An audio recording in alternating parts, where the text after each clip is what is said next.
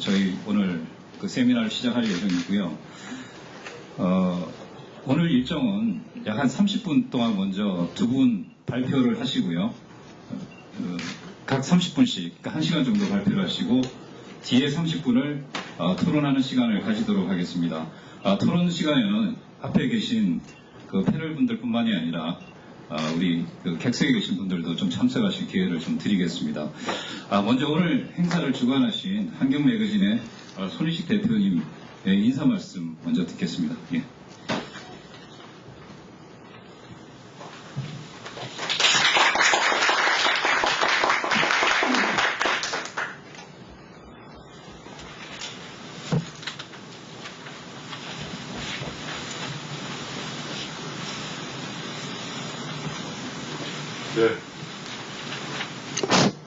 네, 여러분 반갑습니다. 먼 길을 오시느라고 고생하십니다. 대부분 오신 분들이 아침부터 이런 시간에 서울서 내려오시는 걸 알고 있습니다. 지금 작년에는 우리 이 행사가 지금 내부된 세션 우리 하나를 우리가 진행하고 있는데 작년에 우리가 두 세션을 해보니까 조금 지루하다는 그런 반응들도 있고 해서 이번에 한 세션으로 조여봤거든요. 그래서 이번 이게 뭐 잘했다 이런 뜻이 아니고 원래 또 반응을 보고 여러분들의 또 논의를 거쳐서 내년에 어떻게 할지 결정을 하도록 하겠습니다. 이 자리에 참석해주신 우리 기꺼이 사회를 맡아주신 우리 마더레이터 박선웅 이상옥 센터장님이랑 우리 박선웅 대표님 기자회견을 맡아주신 박선웅 대표님 또 다른 또 우리 기조강연 연설을 해주시는 우리 김윤석 FO, 파이낸셜 오피서 팀의 파이낸셜 오피서에서 FO라고 하시면 됩니다. 네. 또 우리 패널 토론에 참여해주신 우리 조영준 센터장님과 김정 센터장님께 먼저 감사 인사를 드립니다. 여러분 또 멀리 오신 모든 분들께도 참석 먼저 환영과 함께 감사 인사를 드립니다. 아마 많은 분들이 오신 분들 중에 잠깐 좀 밖에 계신 분들도 있는 것 같은데 진행하시다 보면은 또 참석하시는 거라고 먼저 했으면 좋겠고요. 예, 행사가 끝나시면 간혹 이제 조금 늦으시는 분도 있는 것 같은데 끝나고 한 10분 후에 가보시가 좀 가셨다가 한 10분 후에 우리 내렸던 장소로 모여서 같이 가면 좋을 것 같습니다. 지금 우리 식구들 외에도 좀 계신 분이 계신 것 같은데 Ladies and gentlemen, we are here today to discuss the role of research centers of securities companies, especially on the overseas investment. Unfortunately, this session, most of the participants of this session is Korean, so this session will be held in Korean. Thank you. 감사합니다.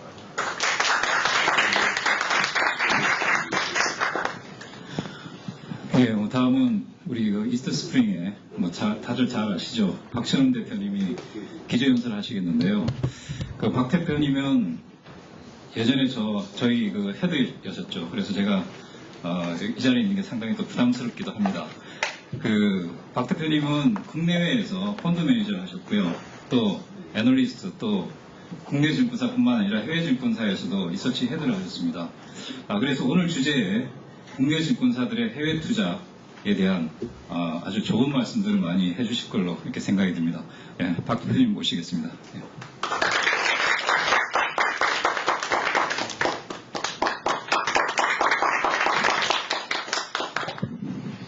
안녕하세요. 방금 소개받은 이스트 스프링 자산운용 박찬웅입니다. 오늘 이 자리가 아주 영광스럽기도 하고요. 또 아주 기쁘기도 합니다. 예, 제 커리어의 한 반 정도는요, 제가 리서치 애널리스트로 일을 했고요.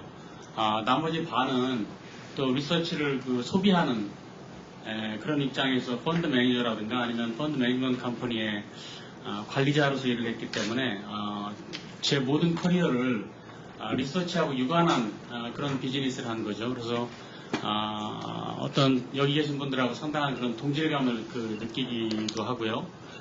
그리고 또 오랜만에 또 보는 분들도 있고 해서 아주 반갑게 뵈졌습니다. 저한테 주어진 시간은 한 30분이고요. 해외 투자 를 지원하는 그런 리서치에 대해서 좀 어떤 생각을 좀 얘기해 달라고 하셔서 제 나름대로 간단히 좀 정리를 해봤는데요. 마이크가 걸어다니면서 돼요?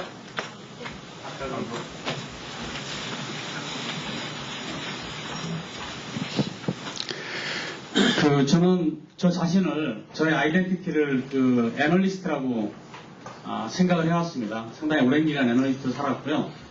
애널리스트임을 자랑스러워했고 애널리스트로서의 어떤 기본적인 성향이 있다고 생각을 했고요. 따라서 제 커리어의 상당히 많은 부분 제가 감히 가지고 있는 애널리스트로서의 어떤 성향을 어떻게 잘 활용을 할지 또는 제가 가지고 있는 애널리스트로서의 성향을 어떻게 극복을 할지 그 두 가지를 늘 생각을 하게 되는 거죠. 나중에 시간이 있으면은 제가 왜 애널리스트로서의 성향을 극복한다는 얘기를 했는지도 한번 말씀을 드리고 싶은데 일단은 저희 해외 투자를 위한 그런 리서치 역량에 대해서 얘기를 좀 시작을 해보겠습니다. 섹션을 지금 두 개로 나눠가지고 앞에는 이제 해외 투자 관련된 그런 부분이고요. 두 번째는 리서치 애널리스트한테 당면한 현지의 어떤 그런 상황 이런 것들에 대해서 조금 같이 생각해보자 하는 관점에서 혁신과 투자 리서치라는 제목으로 섹션을 붙였는데요. 일종의 보너스 섹션이라고 생각을 하시면 될 것 같습니다. 해외 투자 리서치는 이제까지도 계속 해왔죠. 많은 리서치 하우스들이요. 그럼에도 불구하고 이런 주제가 오늘 나온 건 어떤 여건으로 인해서 해외 투자에 대한 생각을 다시 한번 해보게끔 해외 투자 리서치에 대해서 생각을 다시 한번 해보게끔 하는 어떤 이제 그런 포스가 있다는 얘기죠. 일단 그 중에 한 가지는 데모그래픽스인데요. 우리나라의 인구 구조가 고령화되고 있다는 얘기는 지금은 대단히 많이 얘기들이 나오고 있습니다. 한 10년 전에는요, 우리가 인구 배당이라고 부르는 아주 괜찮은 그런 인구 구조가 한국 경제 또는 주식시장에 우호적인 여건을 제공한다는 의미에서 인구 구조를 많이 얘기를 했었고요. 지금은 한 2018년 언저리부터는 우리나라의 경제활동 인구 비율이 계속 줄어들 텐데요. 일단 줄어들기 시작하면 전 세계에 유례가 없을 정도의 빠른 속도로 줄어들게 되고요. 일본이 지난 5년 이상 경험해왔던 그런 디플레이션 압박을 한국은 더 크게 받을 수도 있다는 얘기가 되거든요. 그러면 한국 내에 있는 에셋들, 그게 부동산이든 주식이든 그 수익률에 대해서도 상당히 걱정을 많이 해봐야 되겠죠. 거기에 비해서 한국 사람들의 자산은 상당히 많이 한국 어떤 투자 자산에 집중이 되어 있습니다. 그러면 지금 이렇게 집중되어 있는 자산을 어떻게 다변화해야 될지 많은 사람들이 생각을 하기 시작을 할 거고요. 그거는 자연스럽게 해외 투자에 대해서 더 많은 고민들을 소비자도 그렇고요. 소비자한테 서비스를 제공하는 금융에서도 생각을 하지 않을 수가 없는 거죠. 지금 보시면 생산 가능 인구 비율을 나라별로 보여드린 건데요. 이제 일본 같은 경우는 우리보다 한 25년 정도 먼저 레이쇼가 꺾이기 시작을 했고요. 그 다음에 대만이 한 2000년 언저리 그런 정도부터 해서 인구 고령화를 보여줬고요. 한국은 지금 2015년에서 18년을 고점으로 해서 경제활동 인구 비율이 쭉 줄어드는 그런 어떤 인구 압박을 경험하게 될 걸로 생각을 합니다. 우리나라의 해외 투자 비중은요, 아직도 한 15% 미만입니다. 수출 의존도가 상당히 많은 그런 나라로서는 제법 낮은 규모거든요. 그래서 한국 사람들은 상당한 정도의 홈바이어스를 이제까지 가지고 살아왔고요. 그 이면에는 지난 한 30여 년간 한국이 이룩한 대단한 정도의 어떤 글로벌리 보면 기적에 가까운 그런 경제 성장, 거기에 따른 그런 어떤 과실, 이런 것들에 대한 믿음이 자리하고 있다고 생각이 되거든요. 지금 문제는요, 이렇게 축적한 그런 자산에 비해서 한국의 시장 규모가 점점 작아지고 있다는 거죠. 지금 그냥 대표적으로 우리나라 연기금 대비한 그런 시가총액을 오른쪽에다 보여드렸는데요. 연기금 자산뿐만이 아니고 한국 사람들이 가지고 있는 자산은 이제 지속적으로 한국 투자만 하기에는 상당히 에셋 베이스 자체가 커져 버렸다는 얘기고요. 그렇다고 해서 이게 무조건 한국 자산을 계속 끌어올릴 수는 없다는 거죠. 왜냐하면 한국 자산이라는 주식이든 부동산이든 결국은 밸류에이션이라는 것들이 제약을 할 거기 때문에 자산의 상당히 많은 부분들은 해외로 다변화시키지 않을 수 없는 그런 상황으로 가고 있다라고 생각을 합니다. 우리나라 연기금 자산은요, 지금 한 600조 정도 아마 되는데요.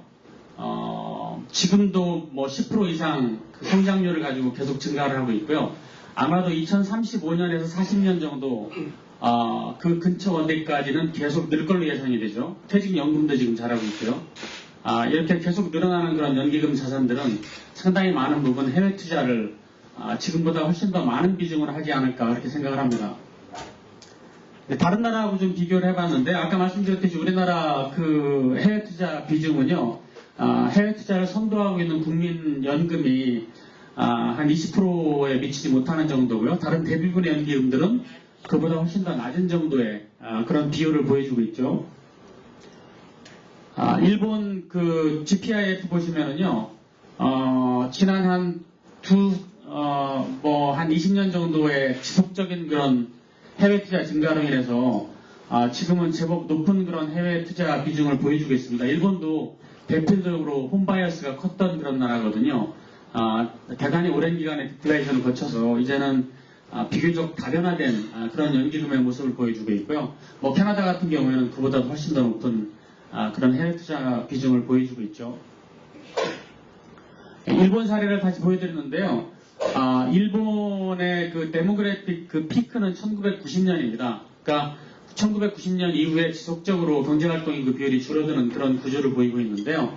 거기에 따라서 일본의 금리도 계속적으로 떨어져 왔고요. 그래서 지금은 뭐 거의 실질금리로 따지면은 네거티브 금리를 논할 정도로 금리가 낮아져 있죠. 이 기간 동안에 일본의 자산들은 상당히 많이 해외 투자 쪽으로 전환을 하게 되는 거고요.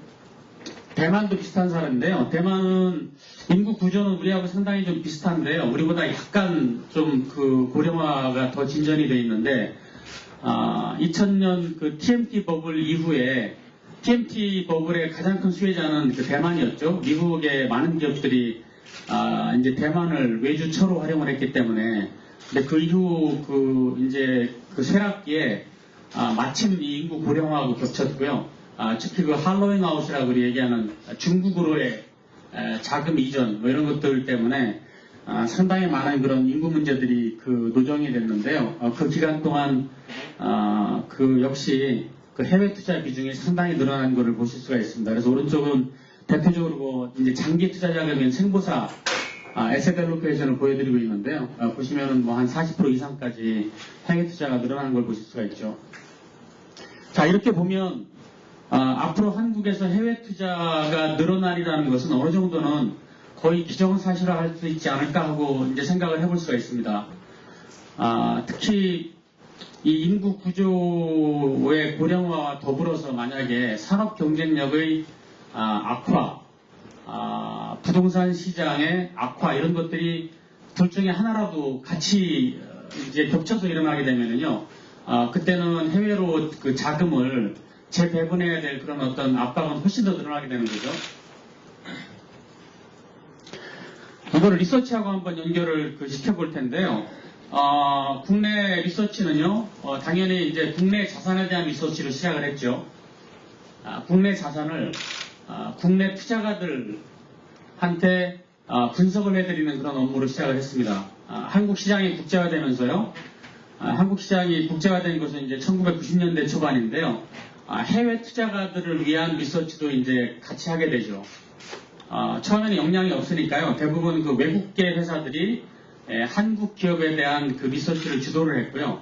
외국 투자가들에 대해서는 이제 이후에 한국 그 증권사들의 기초 체력이 커지면서 외국 투자가들을 위한 리서치도 큰 기업들을 중심으로 해서 시작을 하게 됐죠. 그게 이제 90년대 한 중반 이후에 지속적으로 이제 일어났던 그런 현상이고요. 지금은 이제 국내 투자에 관한 하는 상당히 많은 한국 이 증권사들이 국내 투자가든 해외 투자가든 서비스할 수 있는 그런 역량을 가지고 있습니다. 특히 이제 한국 경제는 대외 의존도가 상당히 높은 구조고요. 외국에서 어떤 일이 일어나는지 해외 쪽 트렌드가 상당히 중요하기 때문에 한국 경제와 기업을 분석을 하는데 해외 쪽 리서치를 어느 정도까지는 하지 않을 수가 없었던 거죠. 그렇지만 그 리서치는 한국 기업, 한국 경제와 관련된 쪽을 중심으로 한 리서치들을 계속 하게 됐는데요. 지금 챌린지는 점점 해외 직접 투자가 늘어나고 있다는 거거든요. 리테일 투자가들도 해외 투자를 조금씩 늘리기 시작하고요. 많은 증권사들이 이미 그 해외 투자를 브로킹을 지금 하기 시작했는데요. 그러면서 중국에 대한 투자라든가 미국에 대한 투자, 뭐 심지어는 그 개발도상국 몇몇 국가들에 대한 투자까지 늘어나고 있죠. 아까 보여드렸지만 연기금들은 이미 그 주식, 해외 주식에 대한 투자뿐만이 아니고요. 다양한 에셋 클래스에 대한 그런 그 투자를 늘려가고 있습니다. 그래서 이제는 한국 투자가들을 대상으로 해서라도 해외 리서치를 하지 않으면 안 될 그런 상황이 된 거죠.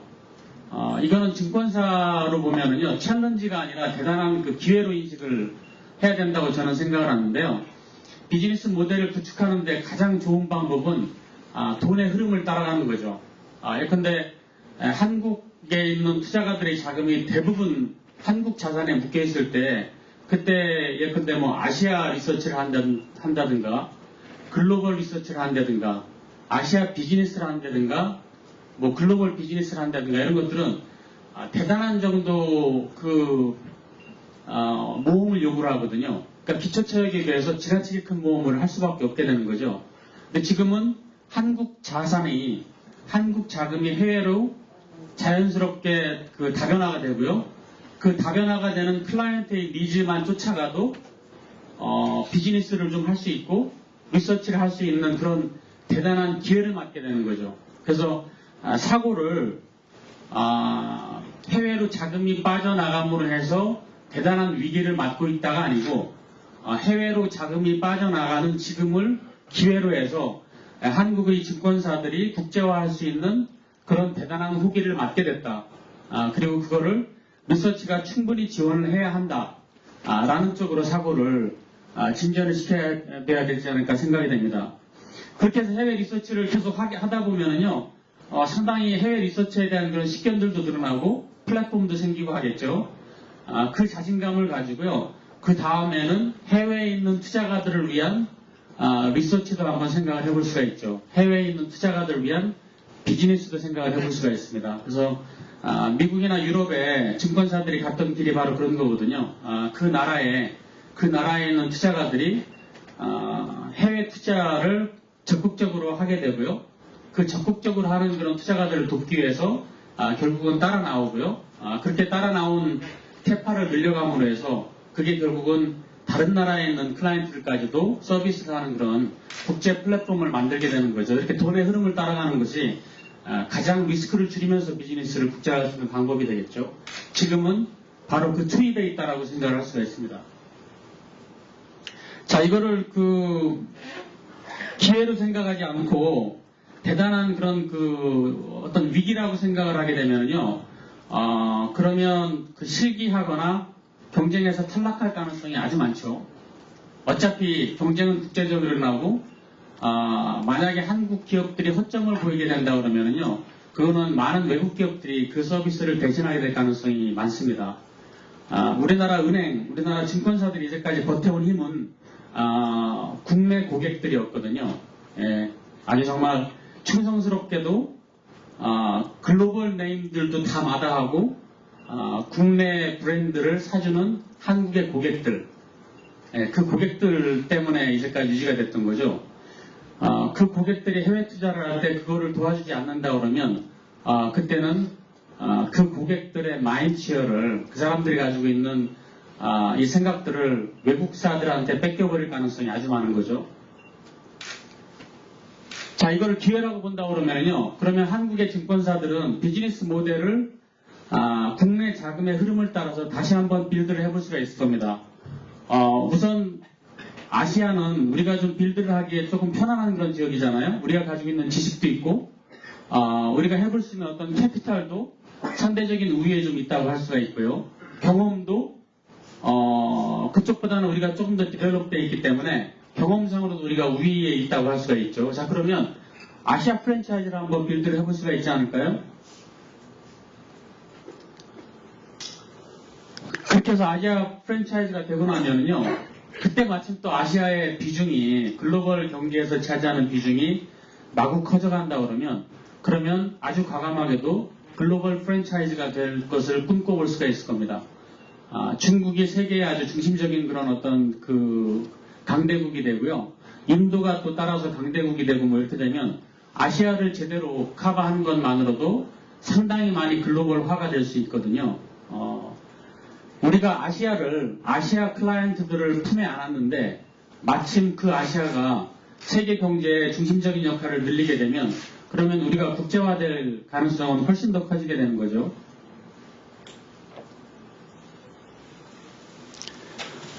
자, 해외 리서치를 빌드하는 것은 결코 쉽지 않습니다. 여기 있는 분들이 많은 고민을 하실 텐데요. 자, 그러면 국내 투자가들이 해외 투자를 계속 늘리고 있다. 이제는 다 이제 기존 사실화됐죠. 거기에 맞는 리서치를 빌드해야 되는데 이게 정말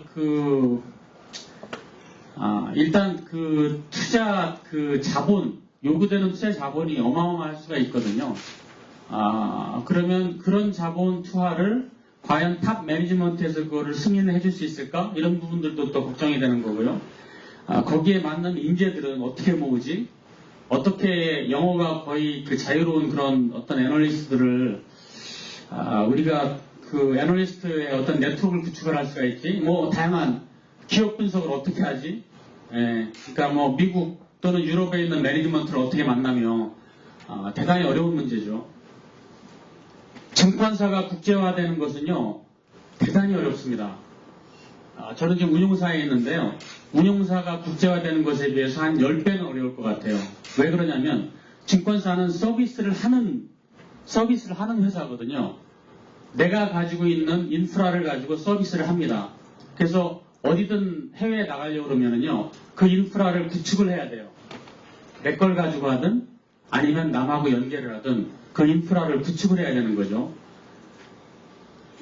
요구되는 자본 투하량이 워낙 크기 때문에 국제화하기가 굉장히 어려워요. 우리나라 증권사 중에 한 군데가 적어도 아시아 프랜차이즈는 만들어 봐야 되겠다 해서 홍콩에다가 어떤 리서치 센터를 만들고 세일즈도 같이 하는 그런 시도를 한번 해봤었죠. 아마 한 1,몇백억 정도 아마 돈을 쓰다가 겁이 나가지고 이제 금방 한 2, 3년 만에 그거를 덮어버렸죠. 덮기를 굉장히 잘했다고 생각을 해요. 왜냐하면 어마어마한 돈이 들어가기 때문에. 그때 당시에 우리나라 돈이 아직 해외에 뛰쳐나오기 전에 그거를 온전히 해외에 있는 투자가들을 대상으로 비즈니스를 해보겠다고 시도를 했으면은요, 그러면 한 5년에서 10년 정도를 그렇게 돈을 쏟아붓고도 그거를 당연시해야 될 정도의 그런 커미트먼트가 있어야 되는 거죠. 당시에는 그런 커미트먼트가 없었다고 저는 생각을 하고요. 따라서 그 시도는 굉장히 조금은 너무 프리머처했다. 그렇게 개인적으로는 판단합니다. 그런데 지금부터는요, 그게 조금 더 쉬워질 거예요. 국내 투자가들이 대규모로 해외 투자를 하게 되기 때문에. 리서치 플랫폼을 다시 만들어야죠. 일단 하려고 그러면은요. 리서치 플랫폼이라는 거는 해외 투자도 서포트할 수 있는 어떤 리서치의 기본적인 역량을 빌드하는 거죠. 국내 리서치의 역량을 확장할 수도 있습니다. 그러려고 그러면은요, 국내 리서치의 역량 자체도 글로벌리 컴패티블할 정도로 뛰어나야 돼요. 우리가 기업 분석을 어떤 방식으로 하고 밸류에이션을 어떻게 하며 파이낸셜 스테이트먼트들을 어떤 식으로 측정을 해나가고 그거를 지금 일어나고 있는 그런 어떤 빅데이터와 아티피셜 인텔리전스와는 어떻게 연계를 할 건지 뭐 이런 것들에 대해 가지고 최상위의 경쟁력을 요구를 하죠. 그렇지 않으면 국제화하기는 대단히 어렵습니다. 그 다음에 이제 에셋 알로케이션인데요. 우선은 지역적인 알로케이션을 생각을 할 수가 있겠죠. 국내 투자가들이 해외에 투자하는 것을 돕는 데는 여러 가지 방법이 있는데, 물론 직접 투자를 도울 수도 있겠죠. 근데 직접 투자, 주식에 대한 직접 투자를 도우려고 그러면 기업 분석을 해야 되는데요. 가장 자본 투하가 많이 되는 부분이죠. 자, 그러지만 에셋 알로케이션에 대해서는요, 이거는 조금 더 중앙 집권적인 그런 리서치로도 해볼 수 있는 그런 작업이거든요. 예, 그래서 어떤 지역에 투자를 하는 게 좋은지, 어떤 지역이 더 좋아 보이는지, 이제 이런 것들에 대한 그 매크로한 그런 분석들을 하게 되는 거죠. 그 다음에 이제 에셋 클래스, 주식뿐만이 아니고 채권, 부동산, 기타 얼터너티브 그 프로덕트들에 대한 그런 연구들은요, 훨씬 더 소수의 인력으로도 해볼 수 있는 그런 영역이죠. 자, 앞에서 맨 왼쪽에 있는 리서치 플랫폼이라고 하는 주로 그 기업 분석을 바텀업으로 다 할 수 있는 그 역량은 일단 대단히 어려운 일이라 치더라도 그 오른쪽에 있는 에셋 알로케이션 리서치나 에셋 클래스에 대한 그런 리서치들은요, 훨씬 더 빨리 구축을 할 수 있다고 생각을 합니다. 그리고 그것이 구축이 돼야 적어도 한국 돈이 해외에 나가는 그런 어떤 그 루트를 어느 정도 지원을 할 수 있게 되는 거죠. 비즈니스적으로 본다고 하면은요, 일단 자본 투하가 조금 적게 드는 아시아에 특화된 그런 비즈니스 모델을 한번 생각해 볼 수가 있을 거예요. 너무 돈이 많이 드는 뭐 중국도 뺄 수도 있죠. 그러지만 예컨대 우리보다 기본적으로 경제 규모가 더 작은 그런 시장 중에 유망한 시장에 직접 로컬라이즈를 한번 해볼 수도 있겠죠. 그 로컬라이즈 한 것들을 커넥트해서 아시아 리서치 네트워크, 아시아 비즈니스 모델 이런 것들은 아마 구축해 볼 수 있을 것으로 생각을 하고요. 용감하게 그렇게 나서는 그런 증권사가 제 생각에는 뭐 한 5년 내에는 나오지 않을까 그렇게 예상을 합니다. 운용사는 더 빠를 거예요. 운용사는 그 인프라를 자기들이 만드는 것이 아니고 남들이 하는 인프라를 가지고 국제화를 하는 거기 때문에 요구되는 그런 자본 투하량이 훨씬 적거든요. 그래서 아마도 운용사들의 국제화는 증권사의 국제화보다는 조금 더 빨리 이루어질 것이다라고 생각을 하고요. 국내에 있는 운용사들이 국제화가 이루어지면 이루어질수록 국내 증권사들이 국제화해야 되는 그런 압박은 더 커지게 되는 거죠. 다시 한번 말씀드리지만 그걸 압박으로 생각하는 회사하고요. 그거를 기회로 생각하는 회사하고는 어마어마한 차이가 나게 되겠죠. 자, 그럼 리서치 역량을 강화해야 되잖아요. 이제까지 우리가 리서치를 잘 해왔습니까? 글로벌 베스트 프랙티스에 견주어서 우리나라 리서치 역량이 한번 같이 싸워볼 만한가요? 어떻습니까? 만약에 아니라고 그러면 그러면 역량을 글로벌 리서치를 할 정도, 우리가 한국 관련된 리서치만 하더라도 적어도 퀄리티는 글로벌 베스트 프랙티스에 견주어도 부끄럽지 않은 퀄리티를 만들어야 돼요. 그렇게 돼야 그 다음에 어떤 비즈니스 모델이 와도 거기에다 접목을 시킬 수가 있는 거죠. 우리가 모르면 배워야죠. 그래서 제가 여기다 히딩크 모델이라고 해놨는데요. 과감하게 인력을 수입하는 걸 한번 고려를 해볼 수가 있습니다. 안 했던 건 아니에요. 대체로 해외에서 외국사에서 일을 했던 그런 사람들을 그 중에 이제 말이 되는 한국말이 편한 코리안 블러드들을 많이 수입을 했죠. 그것도 역시 뭐 이런 수입 모델이라고 할 수가 있고요. 더 적극적으로 보면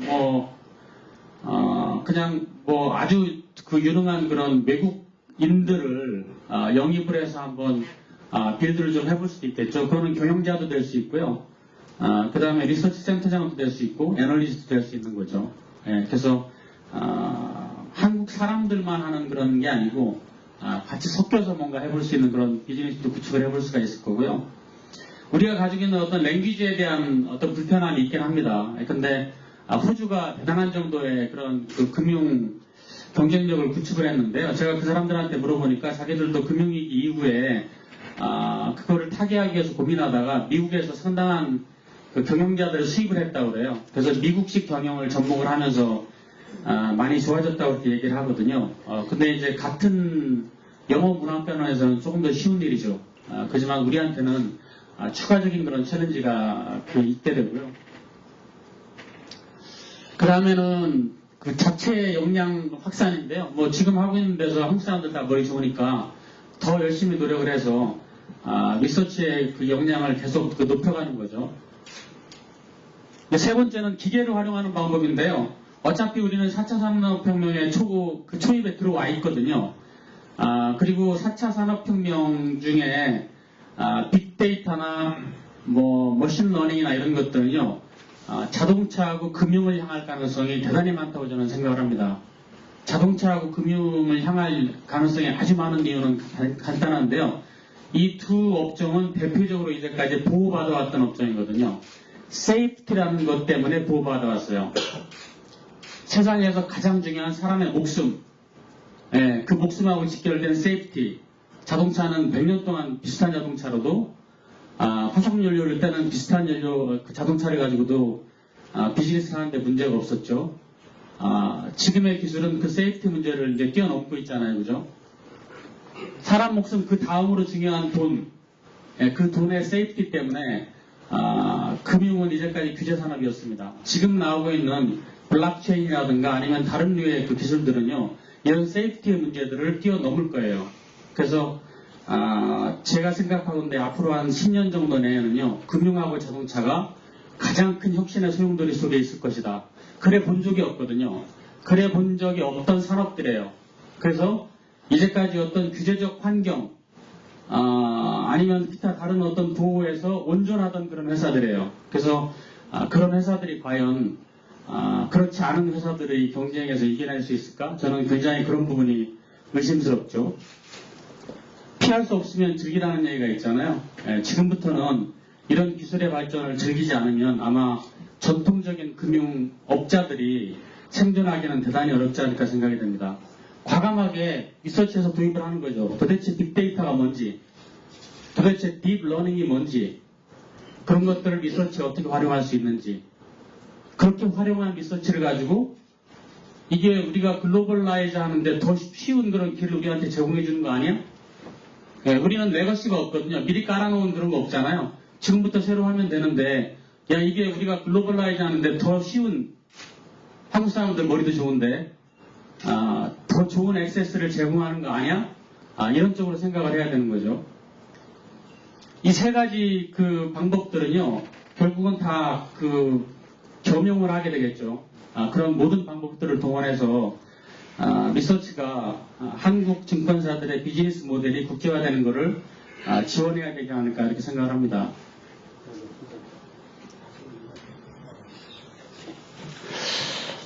자, 그 다음 그 주제는 제가 시간이 이제 없어서 안 할 텐데요. 기본적으로 지금이 4차 산업혁명 초입이라고 제가 말씀드렸고, 대단한 정도의 그 혁신들이 일어나거든요. 디스럽티브 이노베이션 같은 경우는 기존에 있는 업자들을 몹시 불편하게 하는 그런 그 혁신을 얘기하는데요. 제가 어떤 통계를 보니까 정말 최근 한 10년 동안에는요, 그 이전에 볼 수 없었던 양으로 계속적으로 쏟아지고 있다고 그래요. 지금 이제 전기차 같은 것들이 이제 대표적인 예가 될 텐데요. 나중에 혹시 시간이 되면 좀 참고해 주시면 좋고요. 미국이 그 프론티어에서 이거를 이끌고 있습니다. 아직도. 이제 이노베이티브한 그런 기업들은 대부분 아직도 미국이고요. 그래서 미국의 영향력에서 벗어나기가 상당히 어려운 그런 환경이 되는데요. 그 반대로 빈부의 격차가 글로벌리 커지면서요, 검약적인 그런 혁신이 또 막 들어오거든요. 모든 거품들을 다 빼고 아주 싼 값에 그 매스 마켓을 겨냥하는 그런 이노베이션을 얘기하는데요. 중국하고 인도가 주도를 하죠. 가장 자기들의 컨슈머들이 거기에 가깝기 때문에. 그러지만 일본도 있습니다. 20몇 년간의 그런 디플레이션을 거쳐가지고요, 일본의 기업들이 모든 거품을 뺀 그런 어떤 제품을 가지고요, 과감하게 이 프루걸 이노베이션에 도전하고 있죠. 유니클로 같은 회사가 대표적인 회사인데요. 우리나라의 생필품은 유니클로 같은 일본 회사들이 나중에 다 점유하게 생겼어요. 우리나라 기업들은 아직도 과소비에 익숙해 있는 소비자들에 안주하고 있거든요. 대단히 큰 그런 그 위기라고 저는 생각을 하는데요. 리서치는 이런 새로운 그런 변화들, 디스럽티브한 이노베이션이 어떻게 가는지, 그 다음에 4차 산업혁명이 어디로 가는지, 이런 부분들에 대한 그런 깊은 이해를 바탕으로 국제화를 또 시도를 해야 되는 그런 아주 대단한 그런 재미있는 그런 챌린지를 가지고 있지 않나 이렇게 생각을 합니다. 감사합니다. 네, 감사합니다. 제가 알고 있는 그 박 대표님은 뼛속까지 애널리스트 마인드신데 정말 분석적으로 시간만 더 있으면 계속 듣고 싶은데 아쉽습니다. 특히 지금의 투자 환경 변화를 미가 아닌 기회로 생각하자. 이를 위해서 리서치를 강화해서 활용하자. 정말 마음에 와닿는 얘기고요. 이런 말씀을 증권사 CEO들이 들어야 되는데 아쉽습니다. 나중에 기회가 되시면은 증권사 CEO분들한테 좀 이런 말씀 좀 많이 해주시기 바랍니다. 내년에 모시고. 내년에는 증권사 CEO분들 모시고 박 대표님 다시 이런 말씀 한번 하셨으면 좋겠습니다. 증권사 CEO가 되셔갖고 좀 실천을 해주시면 좋은 말씀인 것 같습니다. 우리 박 대표님이 이제 기관 투자가 또 증권사 입장에서 좀 많이 말씀하셨는데요. 다음 말씀하실 우리 삼성생명의 김윤석 FO님께서는 아마 개인 투자가들 입장에서 우리 해외 투자 리서치에 대해서 좀 말씀해 주실 것 같습니다. 어렵게 모셨는데요. 우리 현장의 수요와 니즈를 좀 많이 말씀해 주실 것 같습니다. 자, 말씀해 주십시오.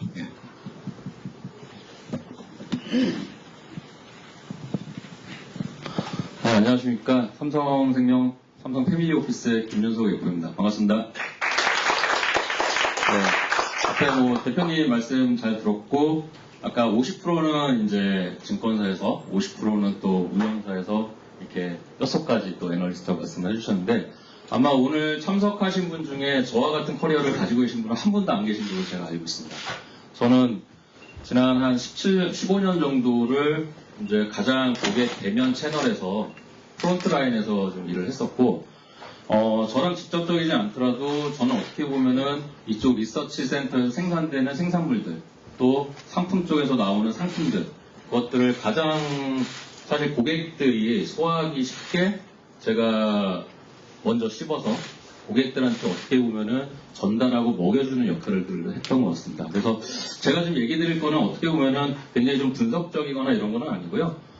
여기 계신 분들이 직접 채널에서 고객분들을 상담하셨던 분들이 있으실 수도 있고 아니면 그렇지 않으신 분들도 많으실 것 같기 때문에 사실 제가 대면에서 고객들이 느꼈던 해외 투자에 특히 느꼈던 감정들 그리고 제가 지난 한 15년 동안 세일즈를 하면서 좀 제가 생각했던 부분들 그런 것들을 약간은 좀 소프트하게 말씀을 좀 드리는 시간을 좀 하려고 하고요. 제가 앞서 그냥 좀 이번에 좀 준비를 하면서 지난 제가 한 15년 동안 일해왔던 거를 좀 생각을 해봤어요. 근데 저는 지금 삼성생명이 있기 전에 원래 HSBC 은행이라고 그 홍콩 상하이 뱅킹 코퍼레이션이라고 하죠. 거기서 한 9년 정도 이제 프라이빗 뱅커를 하다가 한 5년 전에 이제 삼성생명에서 일을 하자 그래서 이쪽으로 옮겼는데 당시에 제가 2004년 그때부터 해외 펀드인 중국 펀드를 팔았던 것 같습니다. 당시에 국내 중국 펀드라고 하면은 HSBC 차이나 펀드라는 게 있었고요. 그 다음에 피델리티 차이나 펀드라는 게 있었습니다. 그 다음에 피델리티 인디아 펀드. 그리고 나서 한 2005년부터 가장 히트했던 게 국내 운용사인 미래셋에서 나왔던 미차솔이라고 아시죠? 미래셋 차이나 솔로몬. 미래셋 인디아 펀드.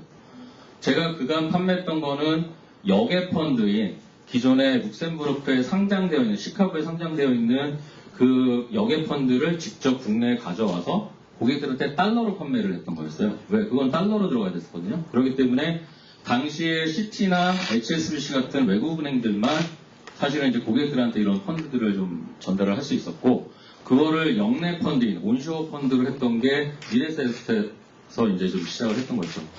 근데 좀 오늘 얘기 드릴 것 중에 이제 그런 것들, 히스토리들을 조금 얘기하면서 왜 고객들이 그간 오늘 비중도 좀 얘기 드리긴 하겠지만은 해외 펀드에서 상당히 좀 멀어졌거든요. 그 이유들이 여러 가지들이 있습니다. 그래서 물론 이제 이게 셀 사이드에 계신 분들이 느끼는 것과 그 다음에 어떻게 보면 바이 사이드에 계신 분들 아니면 저처럼 최종 고객 프론트 라인에서 이 대면에서 느끼는 게 굉장히 많이 다를 것 같고요. 그래서 저는 좀 고객이 느꼈던 투자, 해외 투자에 대해서 느꼈던 것들을 좀 전달해드리는 좀 역할을 좀 하려고 하고요.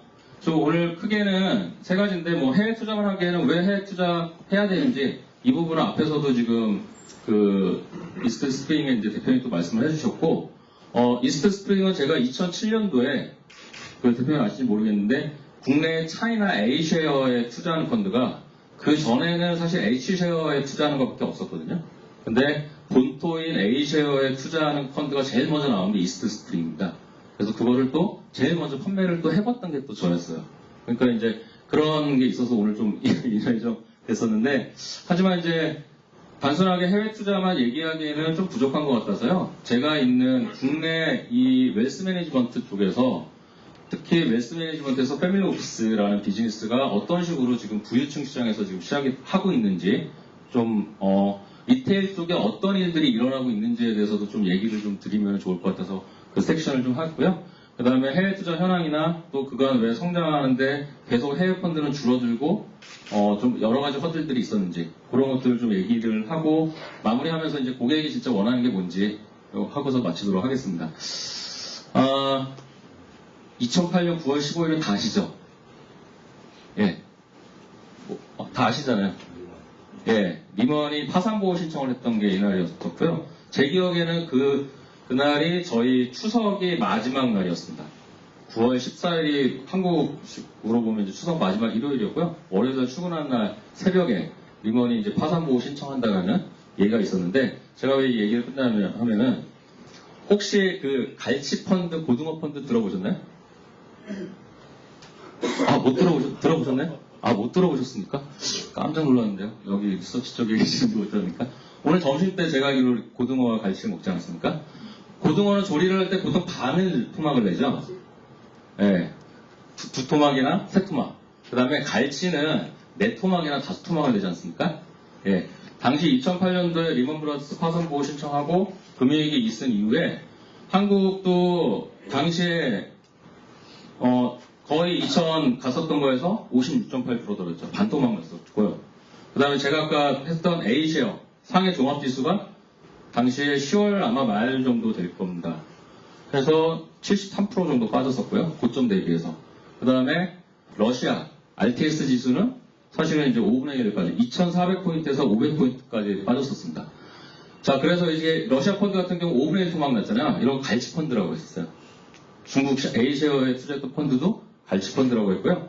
그 다음에 코스피 50% 떨어졌던 거는 이제 고등어 펀드라고 얘기했습니다. 근데 이게 어느 정도, 물론 그 당시에도 리서치 쪽에 계셨던 분들이 느끼는 체감하는 공포도 있었겠지만은, 현장에서 느끼는, 고객들이 느끼는 공포는 엄청나게 컸어요. 왜 그러냐면은, 당시에 제가 기억나는 고객이 한 분 있었는데, 그분이 50억을 투자하고 계셨거든요. 저랑 이제 마주하고서 상담을 해야 되는데, 그분, 그날짜 평가 금액이 25억이었습니다. 원금이 50억이었고요. 평가 금액이 25억이었어요. 어떻게 얘기하시겠어요? 그 고객을 앞에 놓고 계세요. 아니면 직접 투자를 하고 계셨는데, 내 돈이 내가 50억을 투자했는데 25억이 되어 있어요. 네, 할 말이 없죠, 그냥. 근데 그 와중에 호주에 유학 가 있는 아들한테 전화가 오더라고요. 차를 바꿔야 되는데 돈 좀 보내달라고. 네. 굉장히 그런 당황스러웠던 기억들, 어려웠던 기억들이 굉장히 많았습니다. 그러다 보니까 제가 왜 이걸 얘기 드리냐면은, 당시에 사실 2007년도에 제가 오늘 크게 해외 투자에서 중요한 부분들을 얘기를 드려야 되는데, 한국의 그 부유층 시장에서 해외 투자를 늘려면 세제의 역할이 굉장히 큽니다. 조세 제도가 바뀌지 않으면은, 지금처럼 저희는 해외 펀드에 투자를 하게 되면은, 이거는 금융소득 종합과세에 이자 수익은 다 배당 수익으로 잡히거든요. 그 다음에 지금 직접 투자가 많이 늘어나고 있잖아요. 해외 주식에 투자하면은 그래도 지금 양도소득세 22%가 과세가 돼요. 그러다 보니까 그나마 이제 해외 주식 쪽으로 간접적인 투자가 아니라 직접 투자하는 걸로 좀 많이 바뀌고는 있는데, 실적으로 이런 제도 변화에 있어갖고 2007년도에 제가 이 앞부분이 좀 잘렸는데요. 2007년도 이전에 2007년도 5월부터 뭐가 시행이 됐냐면은 해외 펀드 주식 비과세 제도라는 게 시행이 됐습니다. 기억나시는 분 없으세요? 없으시군요. 네. 해외 펀드 비과세 제도라는 게 뭐냐면은 저희 국내 주식 소액 투자자들은 국내 주식에 투자하시게 되면은 주식 양도 차익에 대해서 비과세가 되잖아요. 근데 이거는 법적으로 원래 주식 매매 차익에 대해서는 과세가 돼요. 원래 대주주들은 과세가 됩니다. 근데 소액주주들만 사실상 세제 혜택을 주고 있는 거죠. 왜? 증시 약간의 어떤 부양책으로서 그렇게 하고 있는데, 해외 주식에 투자하는 거, 해외 펀드에 투자하는 건 그게 안 됐었거든요. 그래서 당시에 해외 주식에 투자하는 펀드더라도 과세에서 좀 제외해주는 양도 차익에 대해서는 세금을 안 매기는 게 이제 됐었어요. 그러다 보니까 당시에 H세어 중국도 굉장히 많이 올랐고요. 특히 브릭스, 브라질, 러시아, 인도, 중국에서 굉장히 좀 많이 갔었잖아요. 그러니까 당시에 제 기억으로는요, 점심을 못 먹을 정도로 계좌 개설을 많이 했습니다. 줄 서 있었어요.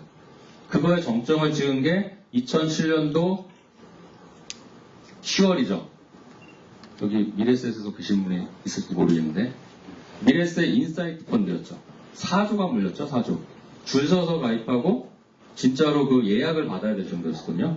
그게 마지막 정점을 찍고서 사실은 그 다음 해부터 쭉쭉쭉 떨어지다가 사실 2008년도에 9월 15일 날, 부터 이제 금융위기가 시작된 건데, 재밌는 거는 저한테는 아픈 추억인데요. 제가 2008년도 8월 달에 리만 브로더스 코리아, 한국 자산운용사의 그 전무랑 컨퍼런스 콜을 하는 게 있었어요. 왜 했었냐? 저희가 기초자산으로 들어가고 있는 것 중에 리먼이 들어간 게 있었고요. 또 하나는 노트를 발행한 게 리먼이 있었습니다. 너무 안 좋은 거예요. 그래갖고 직접 얘기를 들어보자고 해서 얘기를 들었었는데, 우리 회사 뭐 대차제표 너무 괜찮다, 재무제표 괜찮고 괜찮다라는 얘기를 굉장히 많이 문제가 없다라는 얘기를 했는데, 한 달 후에 이제 파산하는 거였거든요. 그래서 참 저희도 어떻게 보면은 고객의 프론트 라인에서 선의의 관리자로서 정보들을 소화시켜가지고 고객한테 자산관리자로서 역할을 하고 있는데, 사실 저희가 제대로 된 정보를 취득을 못한 거고, 또 그거에서 고객들이 손해를 많이 봤잖아요. 왜냐?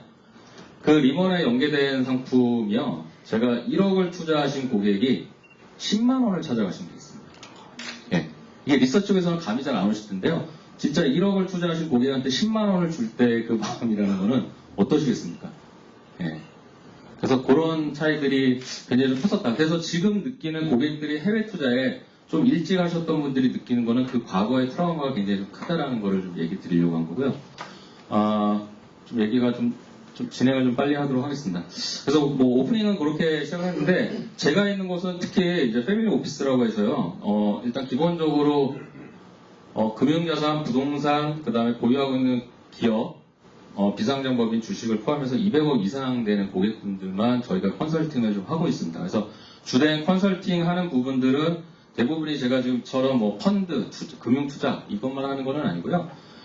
기본적으로는 이제 가업 승계에 대한 컨설팅, 어떻게 하면 주식을 잘 넘겨줄 수 있을지, 그리고 또 뭐 상속이나 증여 이런 쪽에 대한 컨설팅을 좀 많이 하고 있는데요. 저희는 2011년 론칭을 했고요. 아마 지금 이쪽에 참석하신 증권사에서도 패밀리 오피스라는 걸 지금 이제 오픈하고 있는 데도 있고, 이제 계획을 하고 계신 분들도 있을 텐데요.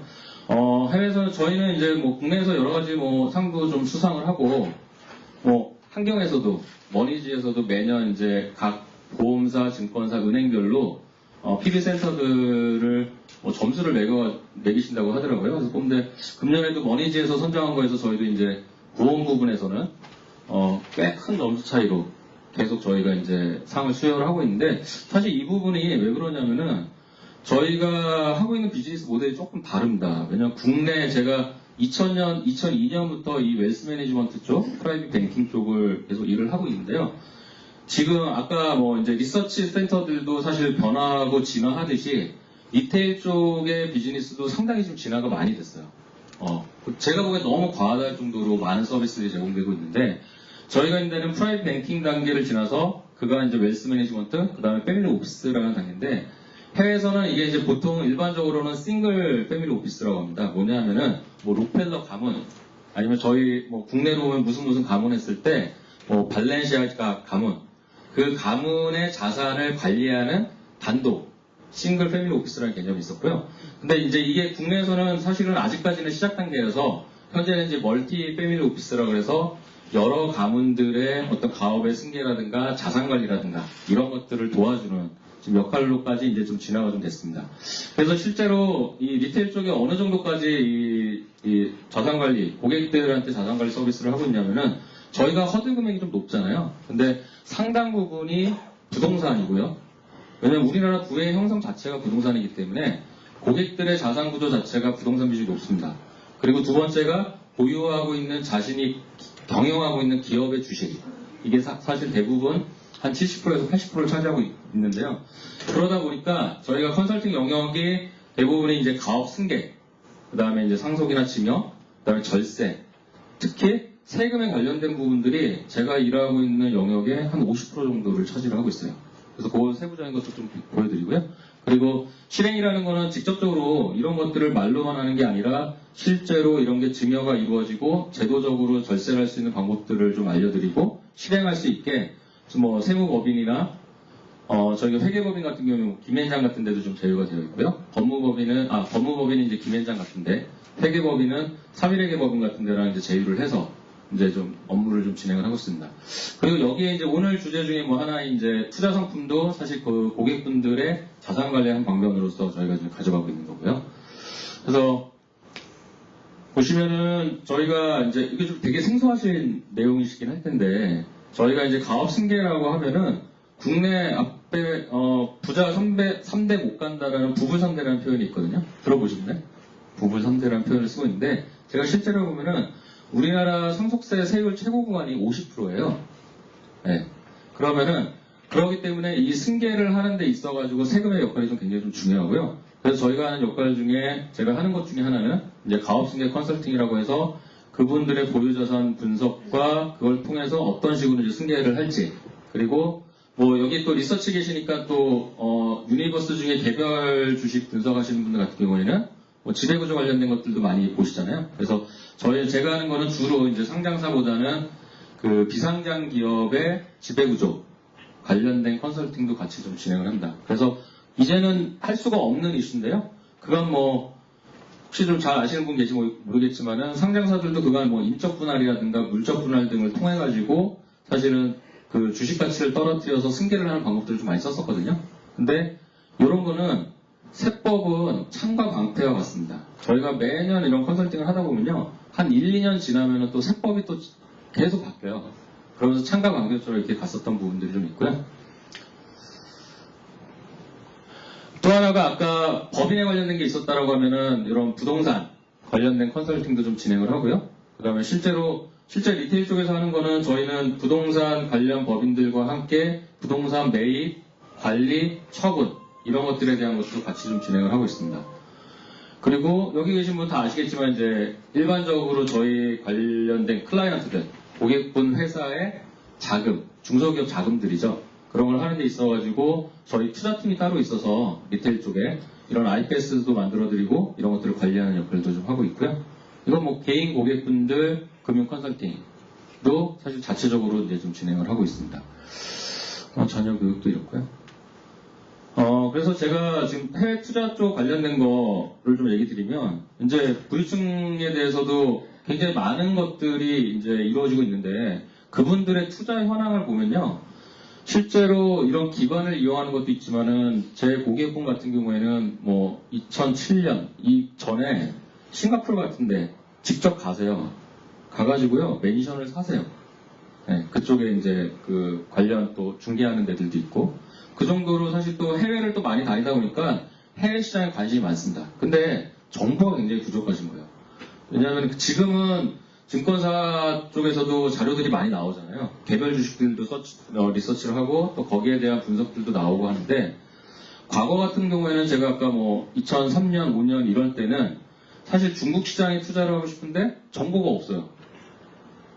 개별 주식은 당연히 없고요. 그 다음에 마켓에 대한 정보도 사실 별로 없습니다. 그러면은 해외에 있는 리서치 센터에서 나온 자료를 저희 본사에서 번역을 해서 사실 저희들한테 제공하는 그 정도의 수준이었거든요. 근데 지금은 정보가 굉장히 좀 많이 늘어났죠. 근데 실제 아까 말씀드린 것처럼 2006년도, 2007년도 요 제일 밑에 하단에 있는 게 해외 주식입니다. 해외 주식. 이게 이제 전체 해외 투자 규모고요.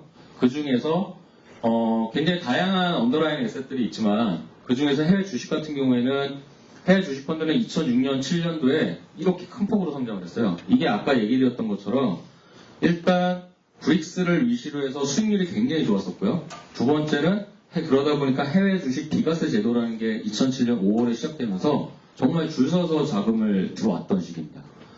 그러던 게 2007년도 10월부터 중국이 깨지기 시작했었잖아요.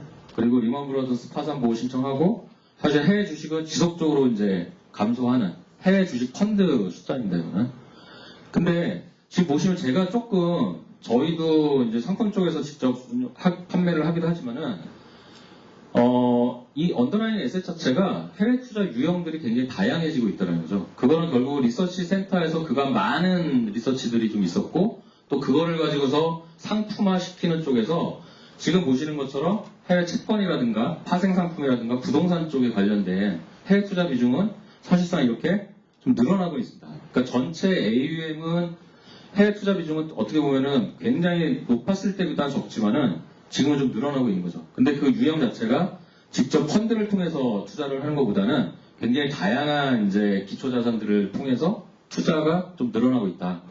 그러니까 고객들이 요구하는 것도 그렇고 또 리서치나 아니면 직접 상품을 개발하는 쪽에서 그런 것들을 좀 많이 다변화시키고 있다는 좀 생각이 들고요.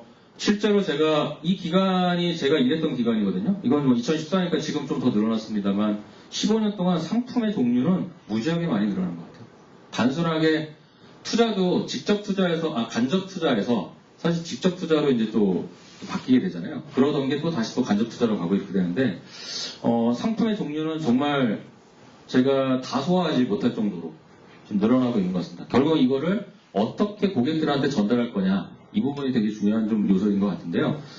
실제 펀드 유형별로 요거는 이제 17년 5월 말 지난 요번 주 데이터인데요.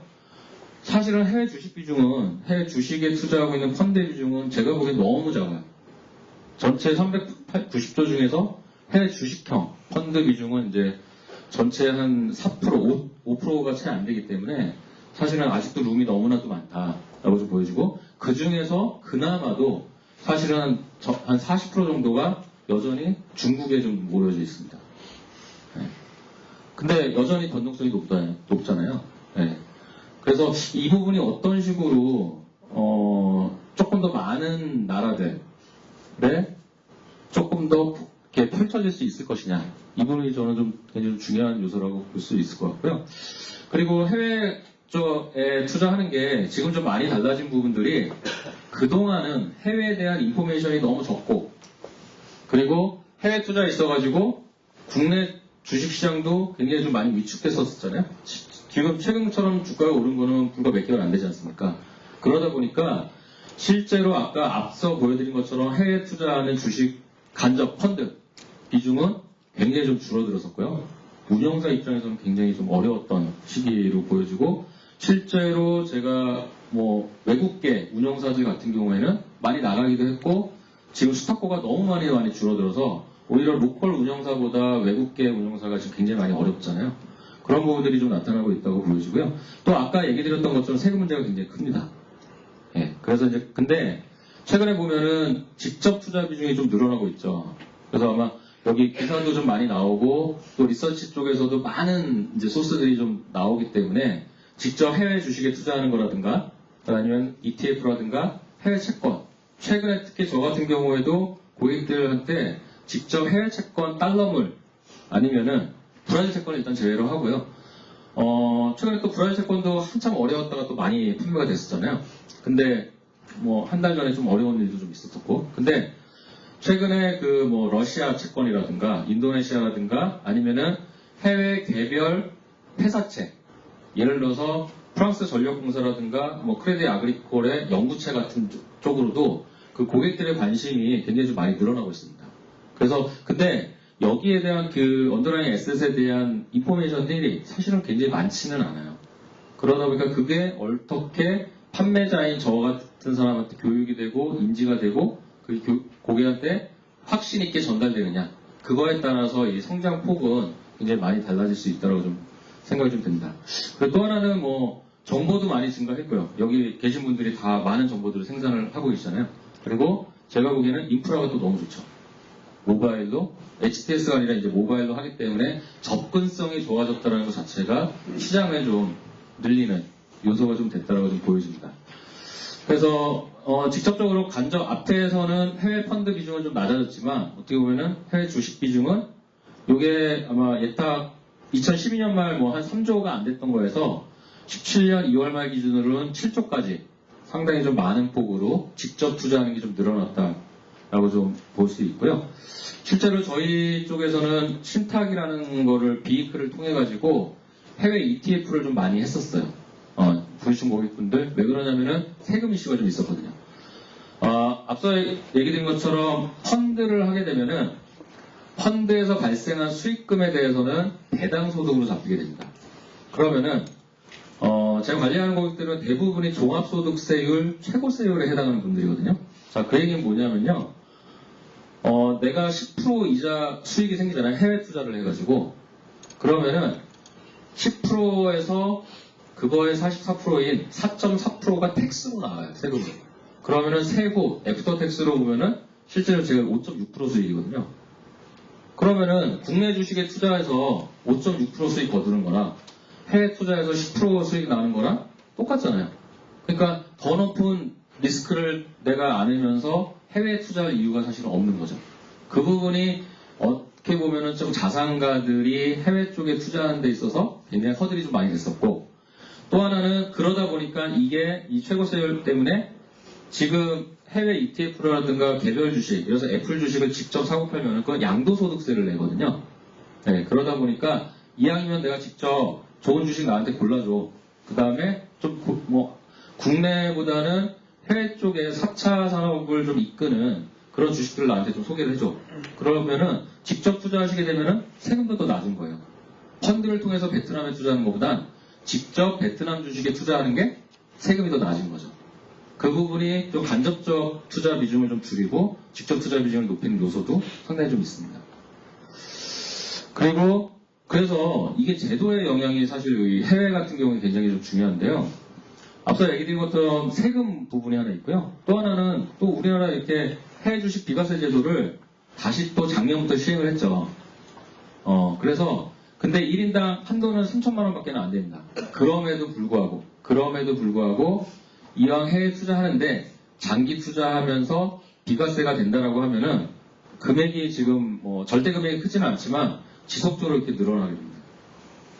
그래서 사실은 제가 건의할 건 아니지만은 정부 정책, 조세제도 이거에 따라서 해외 투자가 늘어나느냐 아니냐가 굉장히 좀 많이 영향을 좀 미친다고 좀 보여지고요. 그래서 좀 정리를 하자면은 결국은 앞서 저기 대표님도 얘기하셨지만은 첫 번째는 홈 바이어스가 굉장히 좀 크고요. 아무래도 익숙하지 않습니까? 그래서 그 해외 투자 비중이 낮은 이유 중에 하나는 자국에 대한 편중성이 되게 크다라는 거. 하지만 지금 국내 시가총액 비중이 사실 2%밖에 안 되지 않습니까? 코스피가. 결국 98%의 시장을 놓치고 있다는 거는 고객들이 굉장히 많은 걸 놓치고 있는 거거든요. 그래서 그쪽에 대한 거는 늘어날 수밖에 없다고 좀 보여지고요. 또 하나는 아까 얘기드렸던 트라우마가 있습니다. 과거에 손해봤었던 거. 2010년도에 브라질 채권 이자도 높은데 비과세 된다. 조사결과에서 엄청나게 많이 나왔죠. 몇 조가 나왔잖아요. 근데 환율 떨어지면서 다 30%, 40% 손해를 봤었잖아요. 그러한 반복된 경험들이 고객들한테는 아직 되게 해외 투자에 대해서 막연한 두려움과 이런 것들이 좀 있다라는 부분이고요.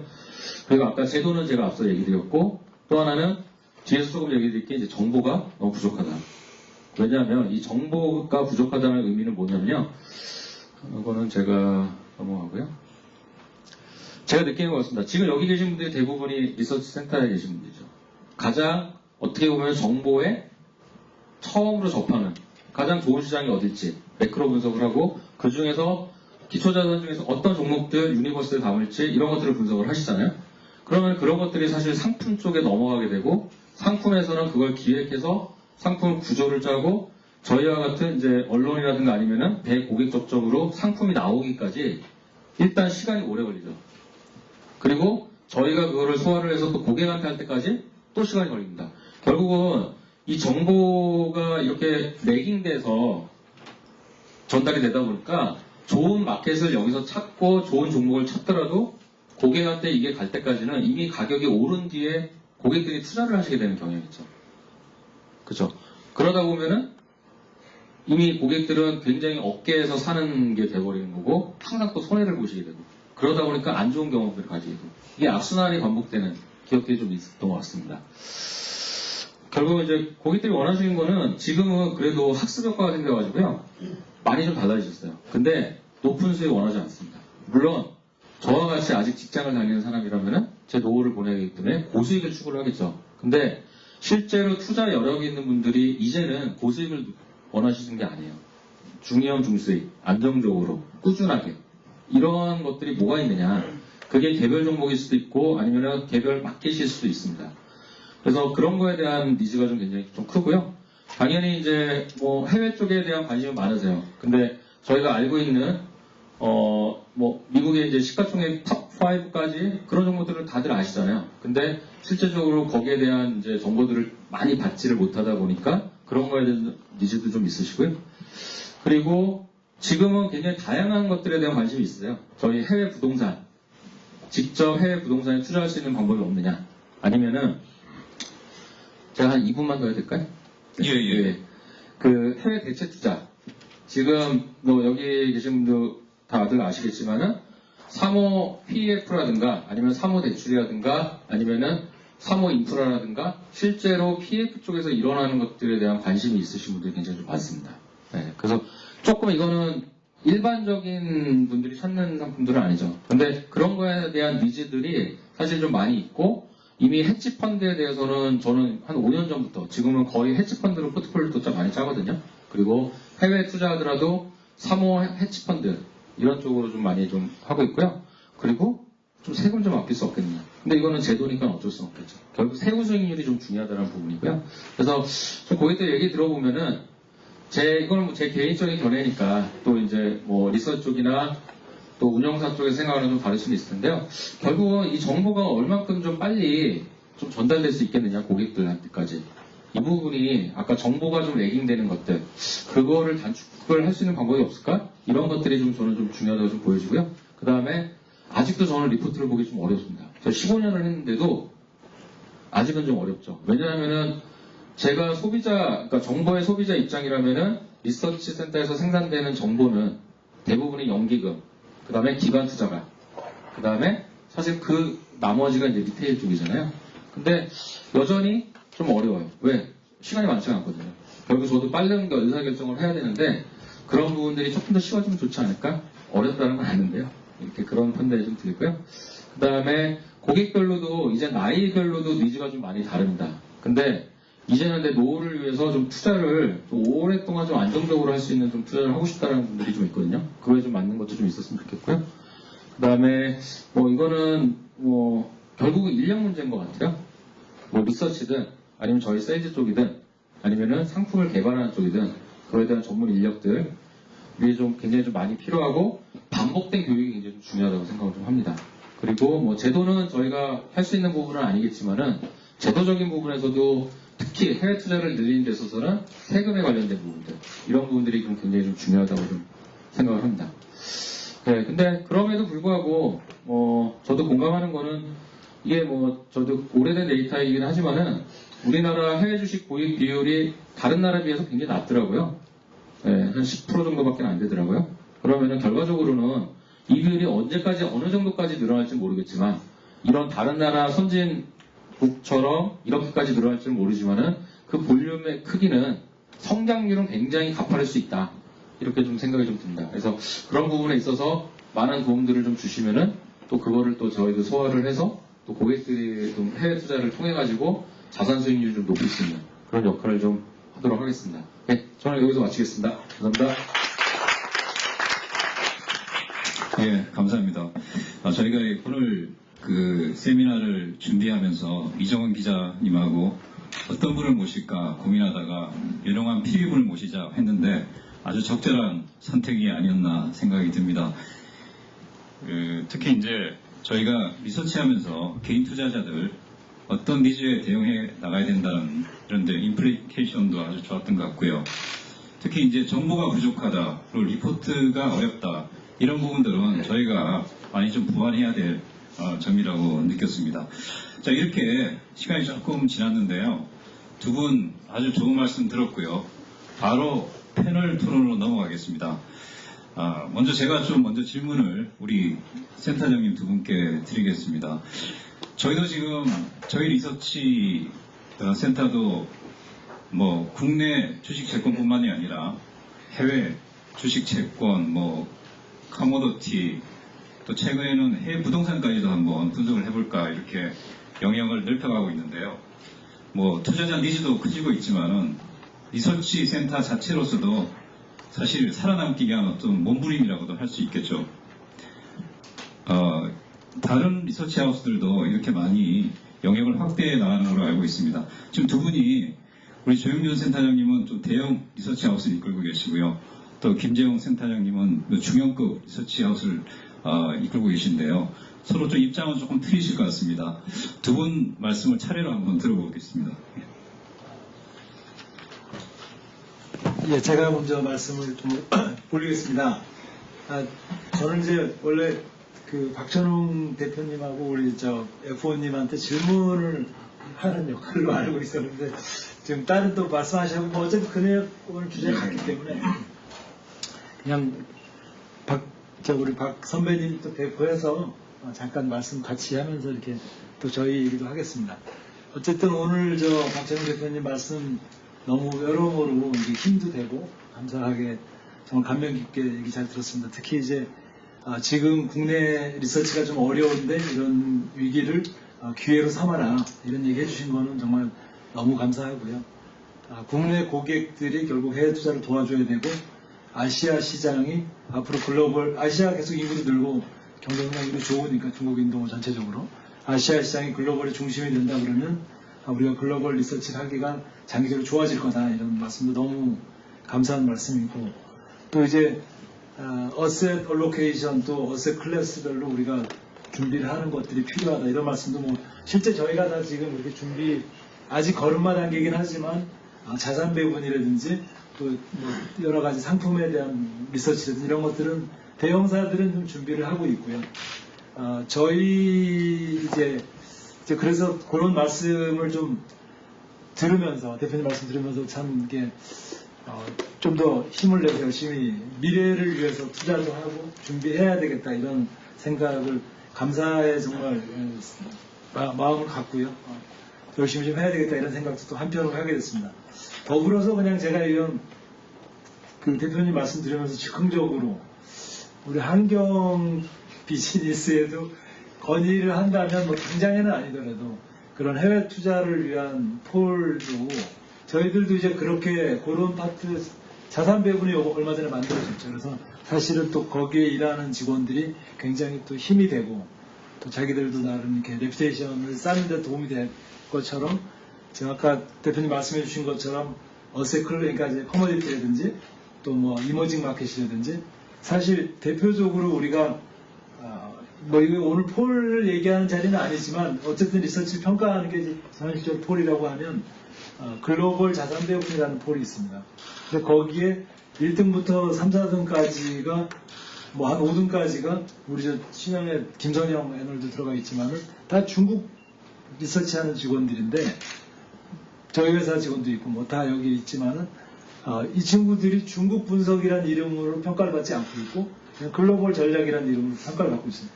그러니까 현실하고 약간 어떻게 보면 조금 차이가 있을 수도 있는 부분도 제가 절대 이건 뭐 이렇게 저희 회사만을 위한 얘기는 아니고 그래서 당장에 이걸 하자 말자 이런 얘기는 아니고 의견 수렴을 통해서 해외 투자를 위해서 분명히 우리가 또 노력을 해야 한다 그러면 평가도 그렇게 좀 해주셨으면 하는 바람도 갑자기 있다가 생각이 났고요.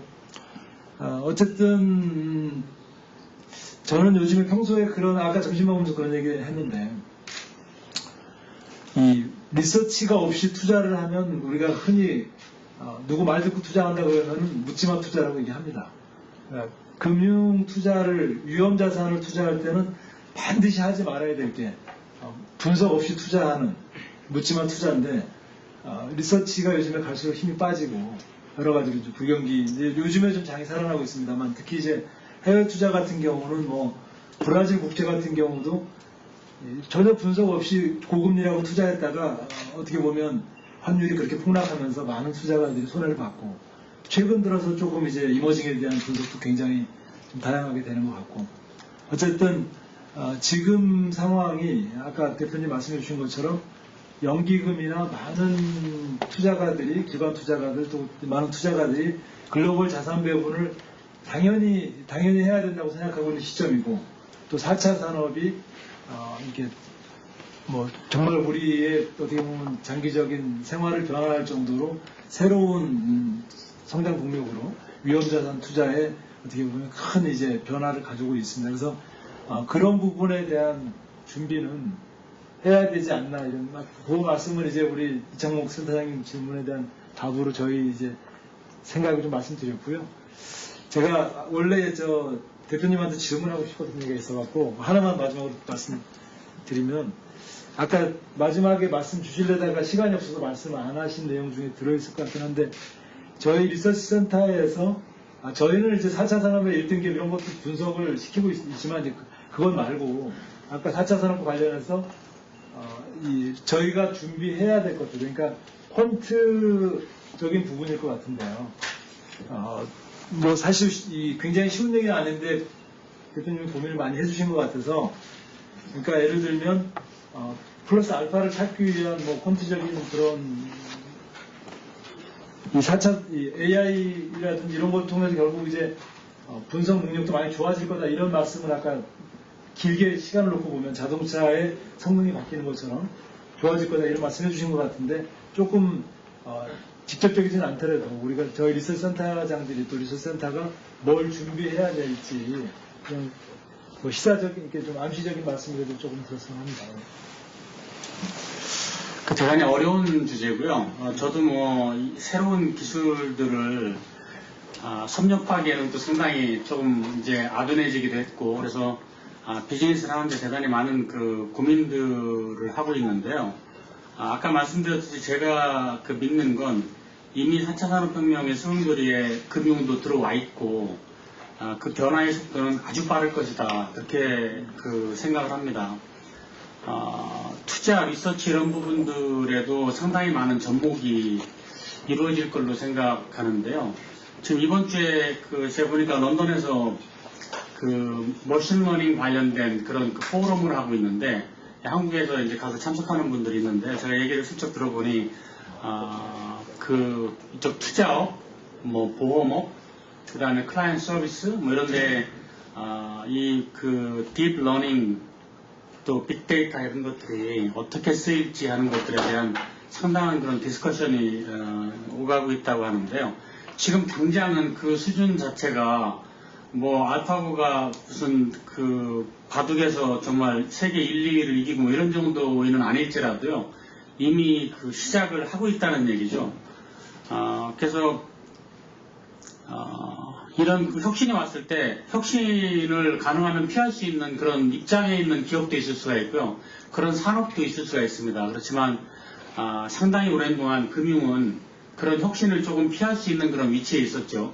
근데 어차피 그게 아니라고 그러면요. 지금은 그 혁신을 가능한 한 빨리 내 것으로 만들고 거기에서 기회를 찾는 게 좋지 않을까 그렇게 생각이 되고요. 리서치에서 지금 있는 그런 새로운 기술들을 활용하는 방법들은 아마 뭐 여러 가지가 있을 거예요. 왜냐하면 이미 스트럭처된 데이터만 놓고 보더라도요. 이제 금융만큼 스트럭처된 데이터가 많은 업종도 없을 거예요. 그러니까 뭐 기업에 관련된 정말 다양한 그런 재무제표적인 숫자들이 있고요. 또는 시장에 관한 데이터들도 정말 무궁무진하거든요. 그 데이터를 이제까지 사람들이 부분적으로 기계를 사용을 해서 부분적인 그런 시뮬레이션들을 해왔었죠. 근데 지금은 상당히 진화된 기계들이 그 넘버들을 가지고 스스로 어떤 연구를 해볼 수 있는 그런 영역들이 많이 늘어나고 있거든요. 그래서 결국 사람이 기계와 콜래보레이션 하는 그런 방법을 더 많이 연구를 해야 되지 않나 생각이 되고, 이거는 투자 부분도 마찬가지입니다. 이제 저는 이제 지금 투자업을 종사를 하고 있는데요. 어떻게 하면 이런 새로운 기술들을 접목을 해서 더 좋은 그런 알파를 만들어낼 수 있는지 그런 부분들을 고민을 하고 있고요. 리서치도 아마 궁극적으로는 이제 그런 바이사이드의 고민들을 해결해 줄 수 있는 어떤 류의 그런 뭐 시스템이나 솔루션이나 뭐 이런 것들을 제공해 주는 것도 생각해 봐야 되지 않나 생각을 하고요. 제가 보니까 이제 해외에는 벌써 우리가 가지고 있는 기술로 당신들이 지금 고민하고 있는 그런 것들을 좀 해결해 드립니다. 우리는 그런 원천 기술을 가지고 있으니 저희랑 협업을 해서 뭔가 알파를 만들어 봅시다. 이제 이런 얘기들을 하는 그런 서비스 업체들이 생겨나고 있거든요. 그래서 이제 증권사 리서치 헤드들은 아마 그런 부분들을 좀 더 많이 탐구를 해야 되지 않나 생각이 듭니다. 오늘 좋은 말씀 들었습니다. 제가 얼마 전에 4차 산업혁명 관련된 포럼에 참석했었는데 교수 한 분이 그런 말씀 하시더라고요. 연봉 50만 불의 애널리스트가 3시간 해야 될 일을 AI가 30만 했다, 뭐 이런 얘기를 하더라고요. 그만큼 빠르게 변해가고 있는 것 같습니다. 우리 리서치 업계도 말씀하신 것처럼 우리가 변하지 않으면은 이 변화에 우리가 이제 먹힐 수 있는 이런 상황이 또 될 수도 있는 것 같습니다. 좋은 말씀이셨고요. 김재웅 센터장님 또 하시죠. 예. 저도 그러면 저희 예. 저희 센터 그 해외 리서치 현황하고 질문을 같이 말씀드릴까요? 네. 예. 일단 뭐 저희 조용준 분이 옆에 계신데 신영증권에 계실 때부터 중국 기업 분석을 많이 하셔가지고요. 저희 이제 그거를 잘 개선 발전시키고 있고요.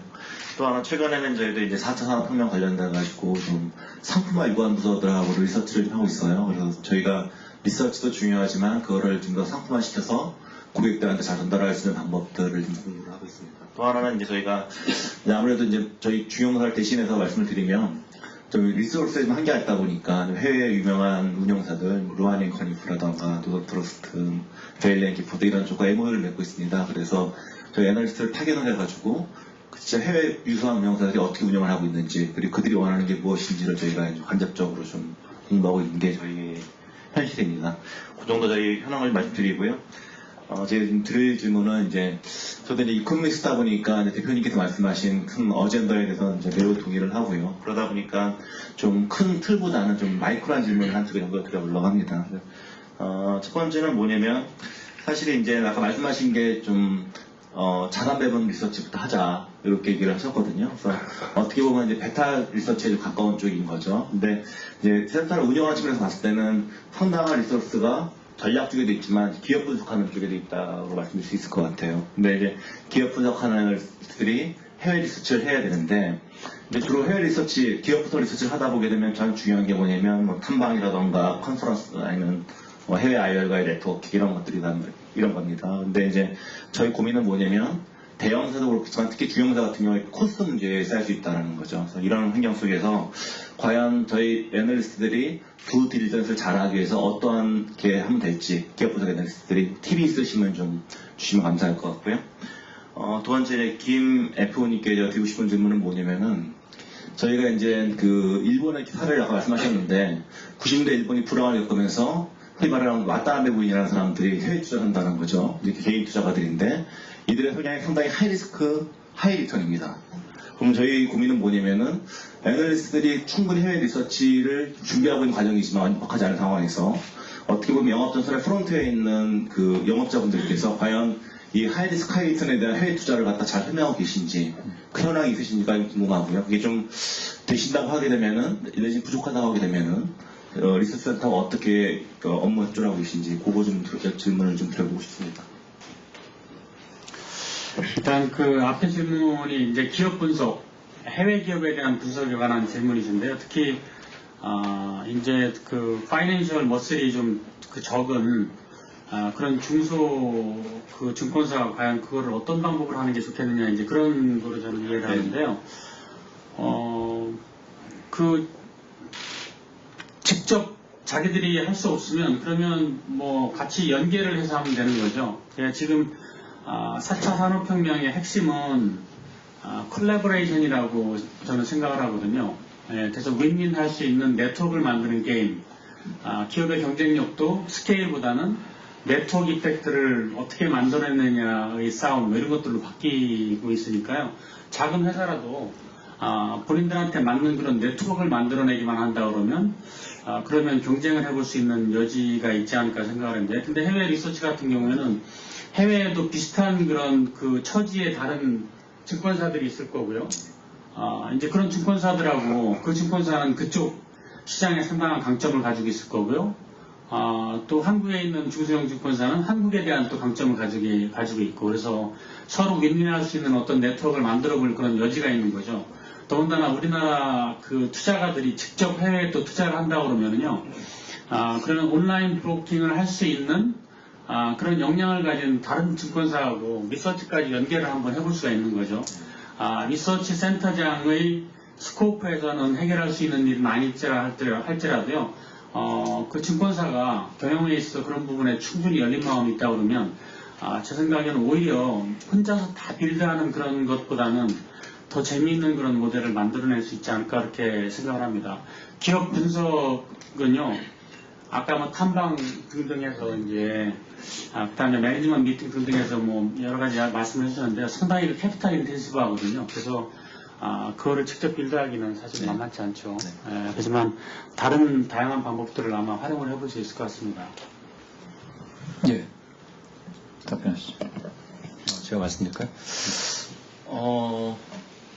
저는 결국은 뭐 해외에 대한 투자가 늘어나는 거는 결국 이제 고객들이 직접 그 해외 재산에 대한 선택을 하는 부분도 있겠지만은 중간에서 아까 얘기 드렸던 것처럼 이제 저와 같이 고객 접점에 있는 사람들이 얼만큼 트레이닝이 되고 그 다음에 그 상품에 대한 이해도가 높고 그래서 그거를 잘 소화해서 고객들한테 얼만큼 설득력 있게 전달하느냐 이게 굉장히 좀 중요하다고 보거든요. 근데 그게 이미 저희가 그 해외 투자를 늘릴 수밖에 없는 이유는 이미 너무 저금리라는 거죠. 그러니까 실적으로 금융위기 이전에 저희가 뭐 한 5, 6%대에 대한 였던 금리에서 현재는 한 1.5% 정기예금 수준이지 않습니까? 그러니까 저희가 항상 고객분들도 기본적으로는 정기예금이 가장 본인의 기준금리거든요. 그거를 통해 플러스 알파가 얼마가 되느냐. 그럼 내가 투자했을 때 그 플러스 알파를 얻기 위해서 어느 정도의 리스크를 내가 안아야 되느냐. 라는 부분을 기준으로 하는데 그게 기존에는 앞서 얘기했던 한 10년 전만 해도 사실 중국 시장에 대한 제대로 된 분석 없이 사실 지수가 올라가니까 그리고 무조건적인 어떤 환상을 가지고 달리는 열차에 몸을 실어야 된다라는 걸 가지고 사실은 그냥 고객과 커뮤니케이션이 그렇게 제대로 된 뭐 애널리스트의 어떤 분석 없이 이렇게 했다라고 하면요. 지금은 이제 정보도 좀 많아졌고 그 다음에 또 고객의 니즈도 저금리 이제 만족하지 못하거든요. 그렇다 그러면은 근데 대신 아까 말씀하셨던 것처럼 사실 이제 지금 추구하고 있는 것들이 대부분 리서치 보고서들도 그렇고 뭐 베트남이나 중국이나 아니면 뭐 인도라든가 좀 이머징 국가에 굉장히 오리엔티드 되어 있지 않습니까? 결국은 그만큼 고객분들이 안아야 되는 리스크가 좀 많은 건데 사실상 그거는 저희가 거기에 대해서 예를 들어서 경험이 좀 많아서 이거는 좀 리스크가 있다라고 하더라도 사실은 또 고객 입장에서는 높은 수익이 나온다라고 생각이 되면 그걸 또 찾으시게 되거든요. 그러니까 결국은 이제 좀 경험이 좀 축적되어 있는 일종의 이제 판매자, PB들 그리고 또 그들에 대한 이제 반복된 교육. 사실은 이게 해외 투자가 제가 아까 15년 정도 됐다고 말씀드렸잖아요. 이게 한 번 듣고 두 번 들어가지고는 사실 이게 제대로 오지를 않거든요. 근데 이제 그런 것들이 좀 반복되고 그런 그러니까 리서치 보고서라든가 이런 것들이 저희한테 좀 주입이 좀 오랫동안 된다라고 하면은 좀 그런 것들을 또 고객한테 전달할 때도 좀 잘 소화시켜서 할 수 있을 것 같습니다. 네. 예, 답변 감사드립니다. 시간이 좀 남았는데요. 그럼 제가 아까 몇 번이었는지 질문 예, 하시죠. 예. 못해갖고. 예, 하시죠. 예. 죄송합니다. 진짜 여쭤보고 싶었었는데 제가 오늘 시간 관계상 좀 줄인 줄 알고 제가 안 여쭤봤는데 말씀 잘 들었고요. 어쨌든 이제 진짜 궁금한 거는 영업 현장에 계시면서 우리 리서치 센터에서 나오는 해외 기업 분석 자료나 여러 가지 뭐 해외 투자 자료들에 대해서 그냥 오늘 전반적인 말씀은 잘 들었고요. 저희 그 보고서에 대해서 어떻게 생각하시는지, 뭐가 제일 아쉬운지 뭐 그런 얘기 좀 해주십시오. 네. 죄송합니다. 자주 보지는 못하고. 그렇죠. 네. 근데 왜냐하면은, 근데 제가 느끼는 거는 지금 제가 뭐 감히 평가할 거는 아니긴 하지만은, 이제는 국내 리서치 쪽에 그 보고서 양과 질은 뭐 제가 평가할 건 아니죠. 근데 너무나 좋다고 판단을 합니다. 과거에 비하면 예. 왜냐하면은, 아까 과거에는 사실은 해외에서 나온 리서치를 사실 번역해서 나오는 수준이었고, 사실 그 운영사에서 나오는 이제 보고서들도 사실은 번역 수준이었거든요. 그러니까 자체적으로 소화돼서 저희한테 어떤 판단의 기준점을 주지를 못했었는데, 지금은 뭐 제가 좀 쉬운 리포트를 얘기 드리긴 했지만은 많이 쉬워진 것 같아요. 그래서 뭐 모든 증권사마다 개별 유니버스, 해외 주식 유니버스에 대한 뭐 개별 분석이라든가 아니면은 매크로한 부분들도 예전보다는 좀 많이 좀 쉬워졌다. 그리고 그 양도 굉장히 좀 많아졌다. 단지 이제는 근데 저희 입장에서는 너무 많은 정보들이 된 거죠. 왜냐면은 지금 다뤄야 되는 섹터들이 너무 많잖아요. 이제는 해외 그냥 주식이 아니라 해외 채권, 해외 뭐 인프라 뭐 사무대체니 PDF니 뭐 여러 가지 수없이 많은 것들에 대한 정보들이 있다 보니 거기서 뭘 선택을 해가지고 고객한테 줘야 될 것인지 이런 거에 대한 의사결정이 좀 어려운 부분이 있는데 그래도 조금 더 어떻게 보면은 고객 친화적인 용어와 이런 것들이 있으면은 조금 더 쉽게 전달할 수 있을 것 같습니다. 네, 지금 잘 보고 있습니다. 예, 뭐 아까 말씀하신 대로 좀 더 쉽게 하자 이렇게 말씀하신 것 같고요. 우리가 좀 많이 보완해야 될 것 같습니다.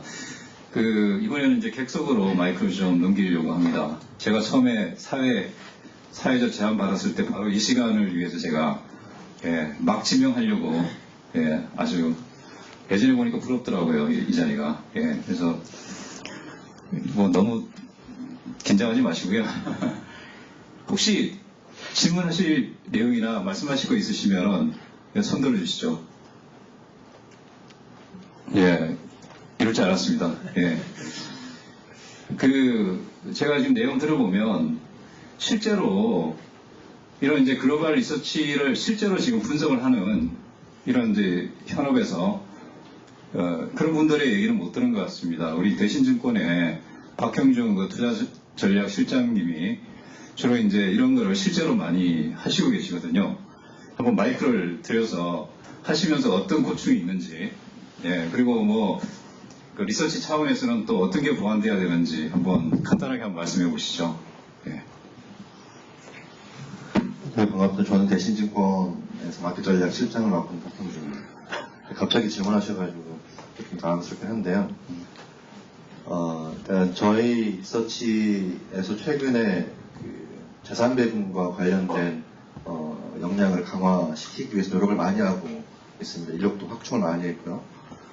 근데 이제 난관에 부딪히는 게 일단 저희 내부 역량이 부족해서인 걸 수도 있겠지만 저희가 생산해낸 수치와 결과값하고 실제 시장하고의 괴리가 상당히 크다라는 거고 그걸 곰곰이 생각을 해봤더니 그 자산 배분 모델 안에 에셋 클래스를 어떻게 선정하느냐 이거에 따라서 굉장히 많은 변동성이 있더라고요. 그래서 일단 저희가 자산 배분 보고서를 아직 발간을 하고 있지 않은데 그 문제가 이제 해결이 되지 않아서 일단 좀 보류하고 있는 상황인데 일단 그건 이제 저희가 이제 해결해야 될 문제일 것 같아요. 그래서 일단 처음 하는 것이고 저희가 이제 본받을 만한 뭐 다른 것도 아직은 없는 것 같아서 많이 고민을 하고 있는데 아까도 잠깐 처음 공항에서 휴식 시간에 박 대표님께 여쭤봤었는데 일단 제대로 된 설명을 듣지는 못했습니다. 그래서 그와 관련해서 조금 더 자세한 설명을 좀 해드리면 좋을 것 같고요. 아까 이제 논의가 조금 된 것 같긴 한데 인력 문제가 조금 있는 것 같아요. 그래서 리서치라는 게 비용 부서이고 최근에 조금 상황이 나아지긴 했지만은 여전히 숨통이 트이지는 않는 것 같고 리서치가 하려고 하는 바를 잘 하려면 인력도 좋은 인력을 확충을 해야 되고 조금 보다 많은 이게 필요한데 그게 이제 쉽지만은 않은 것이고 있는 인력 가지고 좀 많은 일을 하려다 보니 좀 많은 좀 부담이 따르는 것 같아요. 그래서 이거는 조금 시장 상황이 좋아지고 CEO나 세부장님께서 좀 인식이 좀 좋아지시면 해결될 문제이지 않을까라고 생각을 하고 있습니다. 박 대표님. 네, 박 대표님께서 답변 주시면 고맙겠습니다. 글쎄 저한테 공을 넘기시는지 글쎄 에셋 알로케이션 분석을 하다가 어떤 난관에 봉착했는지는 제가 잘 모르겠는데요. 일단 가장 중요한 거는 뭐 기본으로 돌아가는 게 첫 번째가 될 것 같아요. 이미 에셋 알로케이션에 대한 다양한 이론이 있고 툴이 있으니까요.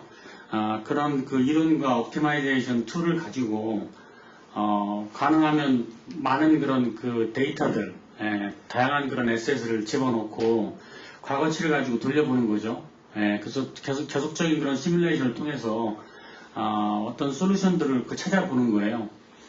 그러고 안 되는 것들은 그 다음에 이제 추가적으로 어떤 문제가 있는지를 좀 찾아보면 되는 거죠. 제가 지금 원론적으로 그 얘기를 들어서 좀 죄송한데요. 결국은 많이 해보는 것, 그 다음에 기본적인 그런 원리에 충실한 것부터 시작을 해서 그게 조금 그 경험이 쌓이고 나면 그 다음에는 거기에 대한 어떤 그 베리에이션들을 또 줄 수가 있을 거거든요. 그리고 지금 있는 그런 딥 러닝이라든가 뭐 이런 것들을 활용한 그런 방법들 그런 것들도 좀 그 고려를 해볼 수가 있을 거고요. 저희 회사 내에도 에셋 알로케이션을 하는 팀이 있는데요. 처음에는 뭐 기본적인 옵티마이제이션 가지고 시작을 하지만 그 다음에는 그 모델 내에서 또 어떤 의사결정을 기계한테 좀 맡기는 이제 그런 작업들도 계속적으로 깊이 들어가고 있거든요. 그러면서 이제 딥 러닝에 대한 이해도도 점점 그 넓혀가고요. 이렇게 뭐 지속적으로 노력하는 것 이외에는 다른 방법이 없는 것 같아요. 예, 그래서 그런 노력을 일단 그 당부를 드리고요. 제가 기왕에 얘기를 시작한 김에 이제 한 가지 더 말씀을 드리면은 요즘 그 트랜슬레이션, 인터프리테이션 하는 그런 그 기술의 발전을 보면은요. 결국은 이제 빅데이터하고 인공지능을 결합을 한 건데 그 진화의 속도가 정말 대단히 빠르다는 생각이 듭니다. 그래서 제 생각은 앞으로 불과 한 3년 정도 뒤면 그냥 리시버 꽂고요.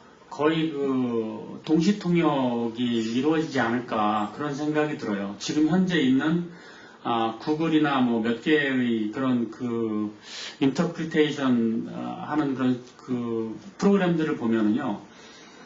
이미 그 대단히 인텔리전트 하거든요. 예, 그래서 번역의 오류가 상당히 줄었습니다. 그 네이버에서 하는 그 팝아웃 같은 것도 들어가 보면요. 적어도 한국말과 영어, 한국말과 일본어 이런 거 정도는요. 이제 번역의 자연스러움이 대단한 경지에 이미 들어갔거든요. 그리고 이 기계가 밤잠을 안 자고 그거를 데이터를 가지고 계속적으로 그 마이닝을 하기 때문에요. 지금 속도로 보면은 뭐 거의 불편함이 없는 정도의 트랜슬레이션, 인터프리테이션 이런 것들은 금방 되고요. 이제 리시버 꽂고 서로 이제 서가지고 얘기하는 거는 그것도 뭐 한 5년 안에는 이루어지지 않을까 생각합니다. 무슨 얘기냐면은요.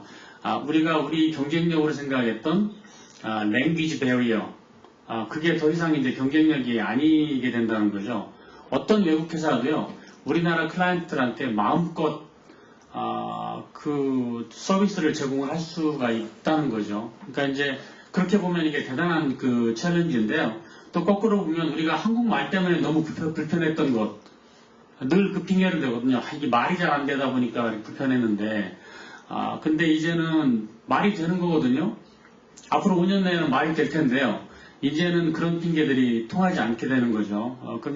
그야말로 이제 계급장 떼고서 한번 붙어볼 수 있는 세계 어떤 나라의 어떤 기업하고도요. 그런 여건이 되는데 준비가 돼 있느냐라고 물어봐야 되는 거죠. 예, 그래서 이런 환경은 아마 리서치에는 아주 그 재미있는 그런 환경이 되지 않을까 그런 생각이 듭니다. 아까 에셋 알로케이션 같은 경우도 이제는 뭐 그야말로 계급장 떼고요. 랭귀지라는 그런 불편함이나 이런 거 하나도 없이 연구하고 연구 결과만 가지고 어떤 세계 어떤 나라에 있는 그런 기업과도 경쟁할 수 있는 그런 세상 뭐 이런 것들을 아마 생각해 볼 수 있을 것 같아요. 예, 감사드리고요. 시간이 뭐 거의 됐는데 제가 딱 마지막 질문 하나 김 F5님께 좀 드리겠습니다. 아까 이제 투자자들이 이제 중위험 중수익 쪽을 많이 원한다라고 하셨는데요. 실제로 저희가 이제 포럼을 많이 하는데 해보면 브라질 세컨 같은 고위험 고수익 쪽은 자리가 없을 정도로 많이 몰리고 중위험 중식 뭐 이렇게 일반적인 그 주제에는 별로 안 보입니다. 예. 그 생각하시기에 어떤 류의 상품들이 거기에 해당되는지 간단하게 좀 답변해 주시고요. 예. 사실은 그 중위험 중수익이라는 표현이 사실 더 맞는지라는 거는 좀 패스입니다. 사실은 그게 전통적으로 원래 운영사도 그렇고 쓰이지 않는 걸로 알고 있거든요. 근데 단지 이제 어떻게 보면 상품을 좀 팔기 위한 고객한테 안정성이 있으면서 적정한 수익이 난다라는 걸로 사실은 저희가 매칭을 하고서 보통 그거에 대표적으로 뭐 ELS라든가 이런 것들을 했었잖아요. 근데 사실 저는 약간은 그 자산 배분에 굉장히 좀 충실해야 된다라고 생각하는 운영자 중에 하나입니다. 그러니까 그 자산 배분이라고 하면 저희도 뭐 개별 주식을 가지고 포트폴리오가 아니라 저는 펀드를 가지고 포트폴리오를 짜거든요. 그러니까 예를 들어서 저희가 이제 고위험 쪽에 있는 뭐 예를 들어서 뭐 중국이라든가 이머징 국가의 어떤 펀드 상품이 있다라고 하면은 또 거기에 비례해서 또 예를 들어서 채권 중에서도 뭐 브라질 같은 고수익 채권이 아니라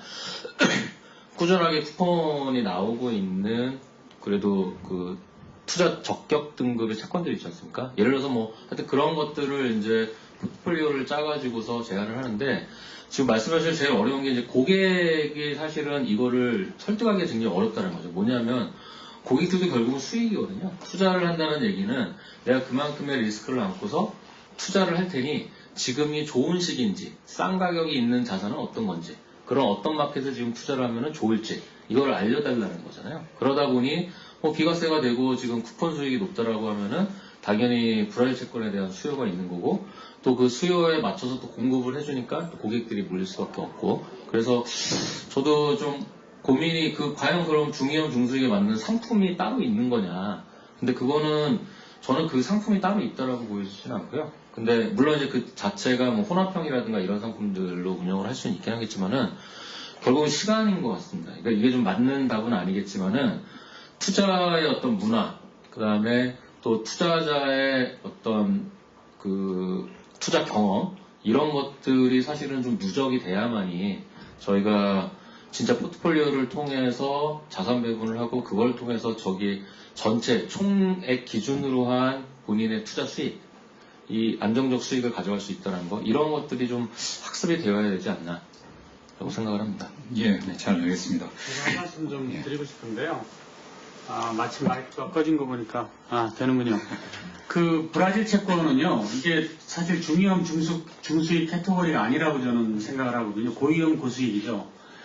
ELS도 마찬가지입니다. ELS를 중위험 중수익의 캐테고리에 넣는다는 것 자체가 굉장히 한국적인 그런 현상인데요. 이런 현상이 왜 나왔을까를 한번 생각해 봤어요.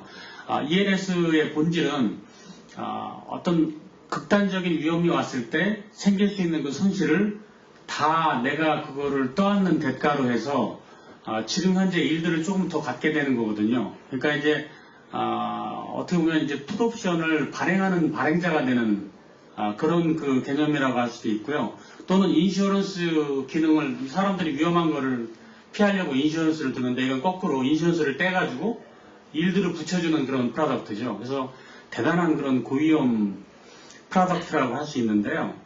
그럼에도 불구하고 한국에서 특이하게도 ELS가 이렇게 유행을 하는 것, 브라질 채권 같은 경우는 극단적으로 보면 이제 환에 열려있는 그런 프로덕트거든요. 그래서 그 안에 브라질 경제가 어떻게 되느냐에 따라서는 대단한 그런 위험을 감수를 하게 될 수 있죠. 이제 크레딧 리스크뿐만이 아니고요. 이제 그런 이제 고 리스크 프로덕트를 중위험 중수익이라고 생각을 하고 사람들이 사는 거예요. 그러니까 중위험 중수익이기를 바라는 거죠. 여기에 이제 저는 한국에 지금 좀 아픔이 있다고 생각하는데요. 기대 수명이 엄청나게 늘어났어요. 그리고 뭐 대단히 오랫동안 젊을 거라고 생각했던 사람들이 50을 넘어가면서 급작스럽게 내가 살아야 될 날은 엄청나게 길고 기대 수명이 늘어났으니까요. 내가 축적해 놓은 자산은 거기에 미치지 못한다는 것을 자각을 하게 된 거죠. 특히 이자율이 뭐 1.몇 %밖에 안 될 때 이자율하고도 물론 상관관계가 있는데요. 그러니 내가 지금 필요한 그 일들하고요. 그 다음에 내가 가지고 있는 현실하고의 차이가 나는 거죠. 그래서 이제 그런 사람들이 많아지니까요. 이제 아까 인구 구조 설명드렸는데 점점 50대로 넘어가는 사람들이 점점 더 많아지잖아요. 그러니까 이제 내가 가지고 있는 이 욕심, 그 일들을 이제 채우려고 하는 거죠. 근데 그러면서도 나는 원금을 또 보호를 해야 되거든요. 그래서 그런 극단적인 리스크가 안 일어났으면 하는 희망에다가 나의 일의 욕심을 더해가지고 ELS라는 시장을 만들어 놓은 거죠. 자, 이게 고객을 정말 위한 상품인지에 대해서는요, 정말 많은 고민을 해봐야 된다고 생각을 해요. 그리고 이제 ELS라는 게 한번 ELS에 돈을 번 사람들은 그 비중을 점점 늘려가죠. 이벤트는 언젠가는 일어나게 돼 있고요. 이벤트가 일어나게 되면 그때는 가지고 있는 그게 얼마가 됐든 그 가지고 있는 돈의 상당히 많은 부분을 보험을 떼놨기 때문에 이제 손실로 안게 되는 거거든요. 그래서 이 에셋 알로케이션의 중요성을 더 강조할 그런 환경에서는 더군다나 더 강조할 필요가 없을 것 같습니다. 그래서 여기 지금 이제 F 계신데요. 하여간 파이낸셜 어드바이저들의 이 에셋 알로케이션에 대한 그런 교육과 그 다음에 어드바이스가 정말 너무 중요한 거죠. 이제 이런 쪽으로 자금이 다 몰리게 되면요. 브라질 채권이든 사람들이 희망을 가지고 막 중위험으로 생각하고 투자하는 것들이 많아지면 많아질수록 나중에 전체적인 리스크가 커진다고 보거든요. 네, 좋은 말씀이시고요. ELS는 사실 최근에 감독원하고 이제 얘기를 해보면 감독원에서도 분류를 다시 재분류하고 있는 것 같아요. 고위험 중수익으로. 좀 이상한 말이죠. 예, 그렇게 분류를 하시더라고요. 예. 그래서 오늘 좀 좋은 말씀 들었고요. 사실 이 좋은 얘기들을 좀 더 많은 분들이 들었으면 하는 아쉬움이 좀 있습니다만은 이 내용이 그대로 환경 비즈니스에 활자로 그대로 나옵니다. 많은 분들이 이 내용을 또 보실 걸로 알고 있습니다. 어쨌든 오늘 토론이 우리 리서치 센터들의 글로벌 분석 역량 강화에 좀 많은 도움이 됐었으면 합니다. 오늘 이상 마치겠습니다. 감사합니다.